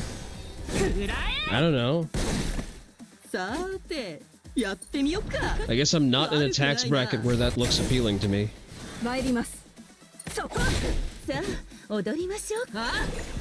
Hey, we are killing this clown.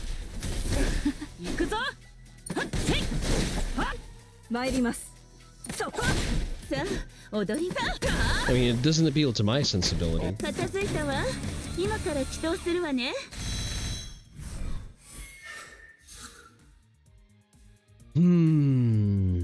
Is there a more efficient way of killing this thing? Probably not. Or is there? No. I was thinking about maybe I should run Ayame for this, and the answer is no.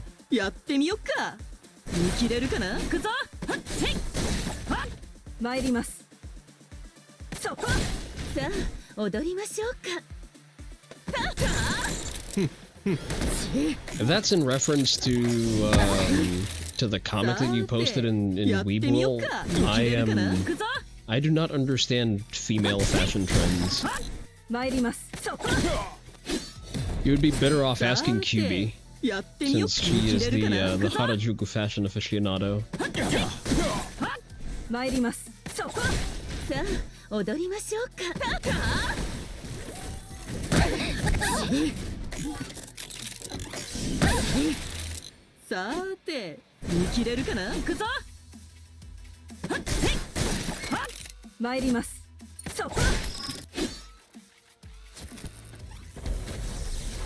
never get buying a $1,500 shirt that looks like moths have gotten to it. You're either not familiar with acquiring money on your own, or you think anything out of a fancy store is good. I think it's status signaling. So it's about signaling the ability to spend money on a thing that is approved to be quote-unquote in from a very specific source. It's very female-coded behavior.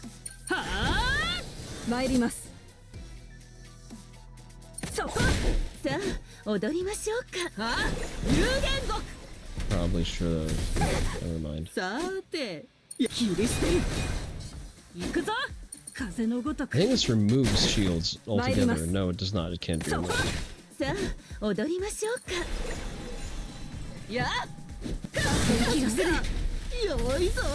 Think of it as a layered humiliation ritual. You will buy the thing that is anointed to be in, otherwise you are not cool. You need to participate in the Longhouse mandated nothing burger in order to stay relevant, or pretend to be at least. I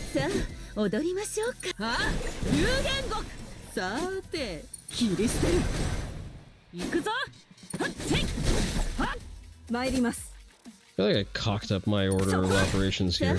Badly, too. Female status posturing is insane. You rather dodge landmines in the Mafia. It's not entirely dissimilar. A lot of criminal and prison hierarchies are actually very feminine in their logic.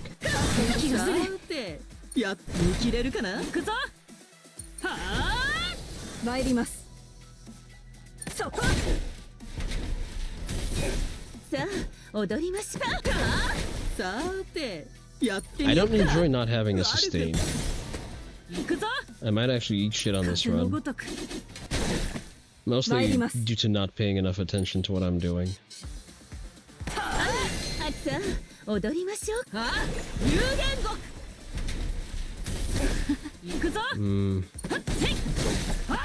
This is going to take entirely too much time.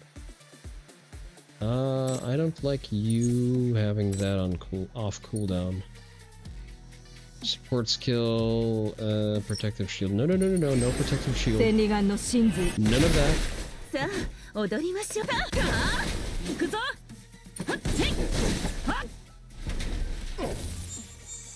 Fuck you.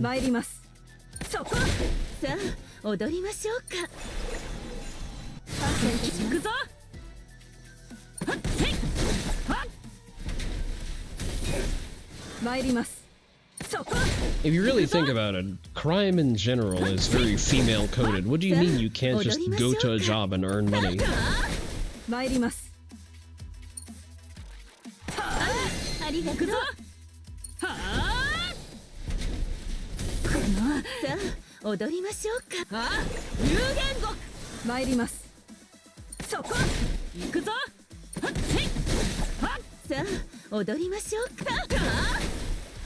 We should be able to deal with this.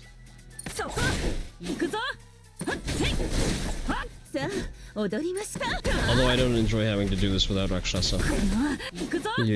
You're reminded just how stupid the plot of Edge Runners is. I didn't watch Edge Runners. I'm very behind on a lot of anime.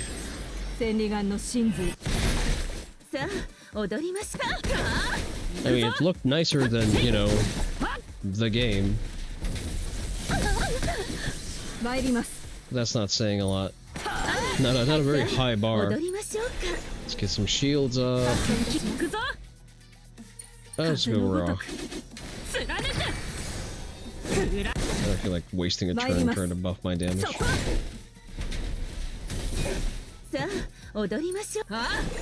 I mean, the female characters look nice at the very least. I gotta give them that.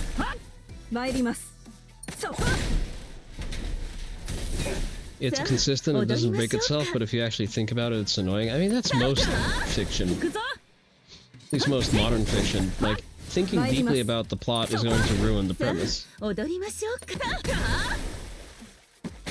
Not in the bad writing way, in the I'm supposed to like this guy way. I don't think you're supposed to like this guy, because that's sort of the purpose of, you know, anti-utopian, the dystopian settings. Like, yeah, everyone here sucks. That's kind of by design.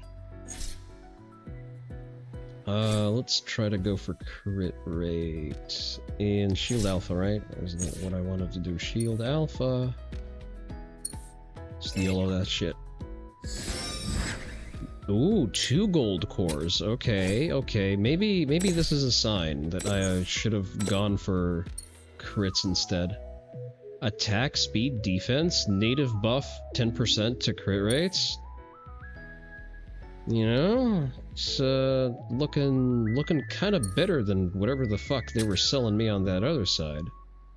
Crit rate is 50% too. Attack, then again, if I could get my attack past 5,000, like my core attack would be a lot better. Well, my attack here actually goes down, but that's before. Let's experiment with this. Suppose I do this, right? And I go do this. She's still my top character. Do you remember what my damage was before that? 4,800 versus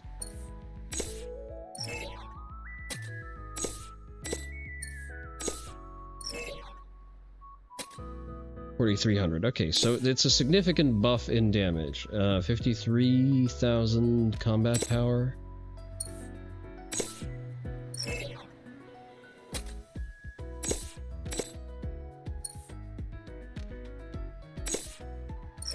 $54,000 combat power. So this is a better stack, objectively speaking. Except everyone doesn't suck. Rebecca is just a gem. It's just your love for short stacks.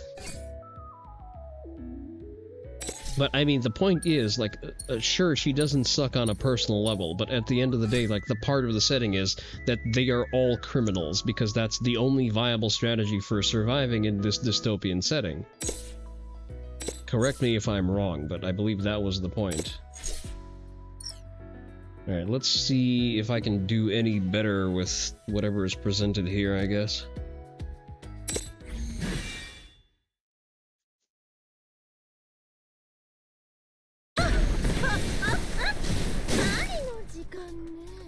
So the play in terms of moves is we go for this because we don't wait for any external buffs.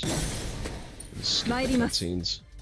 We go for a fast. No, we don't go for a fast reset because we need to keep shielding from debuffs. I should definitely watch it then because my thoughts going into it are perfect. Why, thank you. Let me think about this for a second.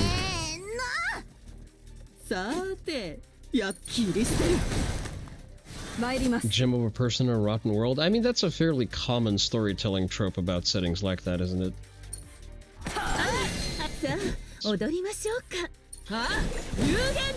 Okay, we not get immobilized. Let me take a look at what happens here. Gathers up poisonous essence, so we don't need to buff anything here. Or do we?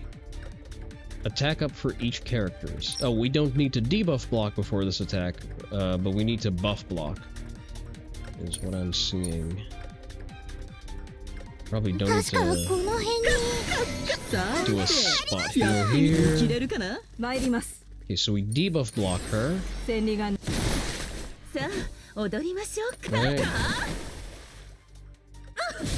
Okay, we were spared a slowdown, that's good. We chamber a heal for now. We stack some damage. Stack more damage. We don't have a shield anyway. Okay, there's some poison happening. We pop a heal. That's reducing the duration of the thing that we're afflicted by. Okay, she's unimmobilized, so she's just going to do a raw attack. What is this? Swings tail attacks all poison and 99%, but she is also immobilized for 2 turns. Let's go for the common attack and hope we don't slow her down.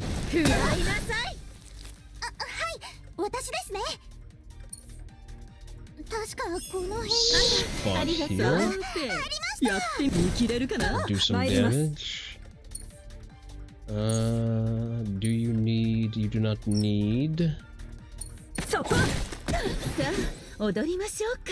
Okay, one more reset.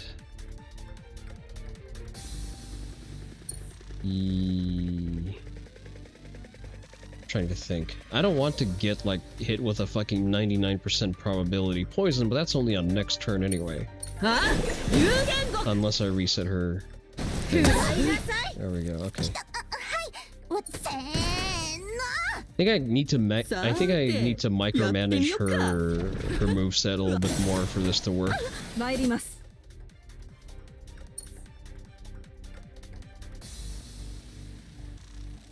Are all heals on cooldown? Yes, they are.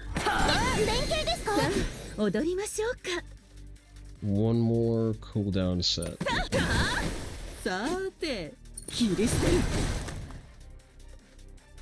She's going to lose immobilize after that. So now we need to pop debuff protection. You're also almost dead.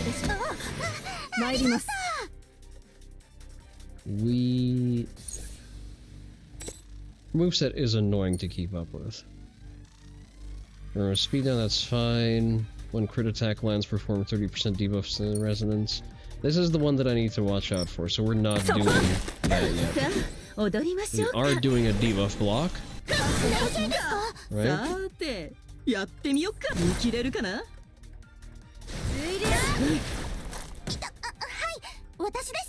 So the real threat is the cooldown ability here. Because that gives a guaranteed poison.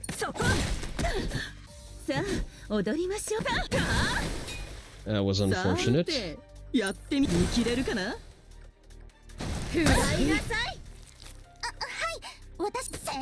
Okay, so the problem with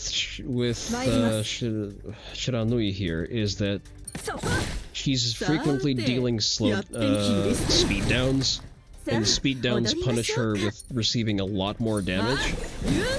So once that's triggered once, she just gets her entire back blown out, and I can no longer shield from her debuffs. That's not great. So I just probably need to 6-star Eleanor to not have to deal with that. 3 turns away.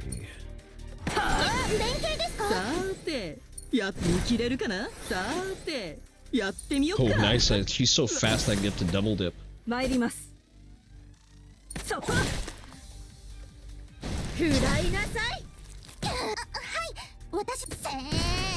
Okay, we heal on the next turn.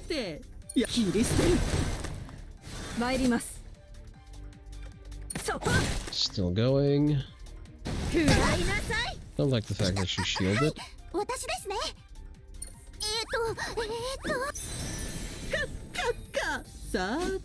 Does she spontaneously gain shield?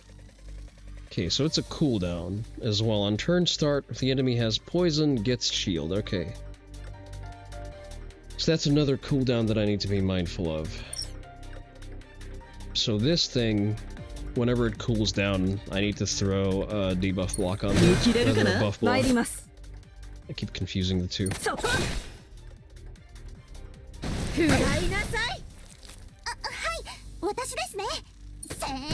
Fortunately, I also have the option of just waiting that shield out. Okay,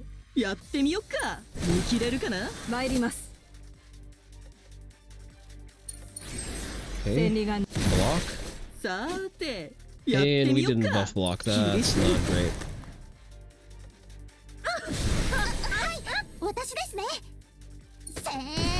Okay, so she needs more debuff protection on herself.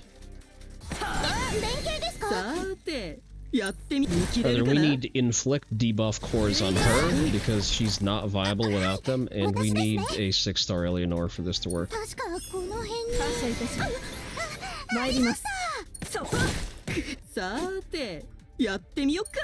Because that's the only way we can keep this fucking thing from constantly shielding, and we reduce her access to her cooldowns. Sounds like a plan. It relies less on brute forcing through just damage output.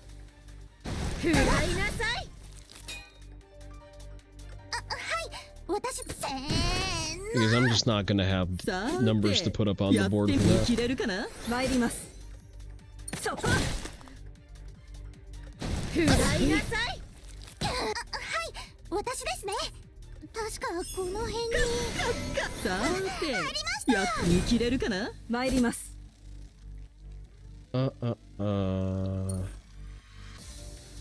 So she's now going to hit us with that. 90% probability poison. Should have stowed that. Okay, I have the vision. It's going to take some grinding. I'm not going to grind on stream because that's just going to be a fucking slog. But we're still at 53% crits. Like every other time Rakshasa does damage, she crits. And I think that's fine. Because her fucking crit damage, by default, is already, like, double her damage anyway. And we got her attack stat to almost 5,000. I think this works.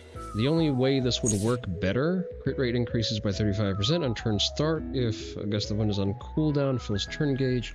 When attacking a taunt targeted, increased by 75%. There, she has a weapon we can craft. That replaces her scaling with speed, which is probably worth it, I'm going to say. And I'm actually pretty close. I could just construct it now. Oh, I had a missed call.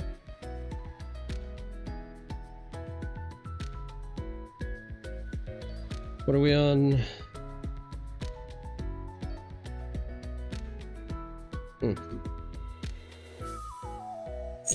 Alright, let's merge. Let's go for this. I'm not getting anything out of that skill tree anytime soon anyway. Is that the correct one? Yes, okay. I hope I didn't just waste a shit ton of valuable resources by just misreading what I'm doing. Cooldown for Like a Gust becomes 0. Okay. And we get a tiny bit more HP too. Fill the codex. So the vision, as I have it right now, we need to grind a little bit of PvP to get enough parts to replace cores on her to consistently fire off debuffs. So that's going to be some arena grinding for me to do. And we need to 6-star Eleanor. There's really no two ways about that. So that's probably going to be the play. And in order to 6-star her, we don't have a single fucking 5-star, even like cooking so far. So that's going to be an experience. So yeah, it's about to get fucking grindy. Actually, you know what? I think this is a good point. Like, we're not gonna do any of the grinding on stream, I think. So this is probably a good point to call it a day. Let me look who we're raiding into. So I am a little tuckered out for the day. Let's see. Alright. Makes sense for us to go for it. Let's see. Who haven't we raided ever? Maybe there's a raid I've been missing.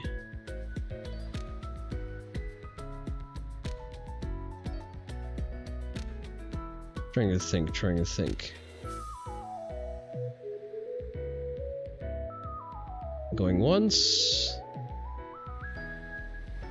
You know what? Let's raid into Kirsha. There you go. You guys insist on liking the oh, there's some juicy React slop on display there. So yeah, Kirsha it is then. Kirsha. Let's start the raid. Right, y'all go and say hi to the fox woman. Oni raid. Oni dojo raid, excuse me, is your raid message. Go and carry the banner of the Oni dojo with pride. Okay, so there's your raid message. There we go. Thank you for checking in, Gecko. Thank you all for being here. Notary, Seku, always appreciate the company. It's been nice. It's been funny. Not cute and funny. Foxu raid, and it's not a Foxu raid because the Foxu is not raiding us yet. It's an Oni Dojo raid, get it right. But with that, this has been Onii-san reminding you that I forgot to tally up the dojo points. We'll do that next time. Bye-bye.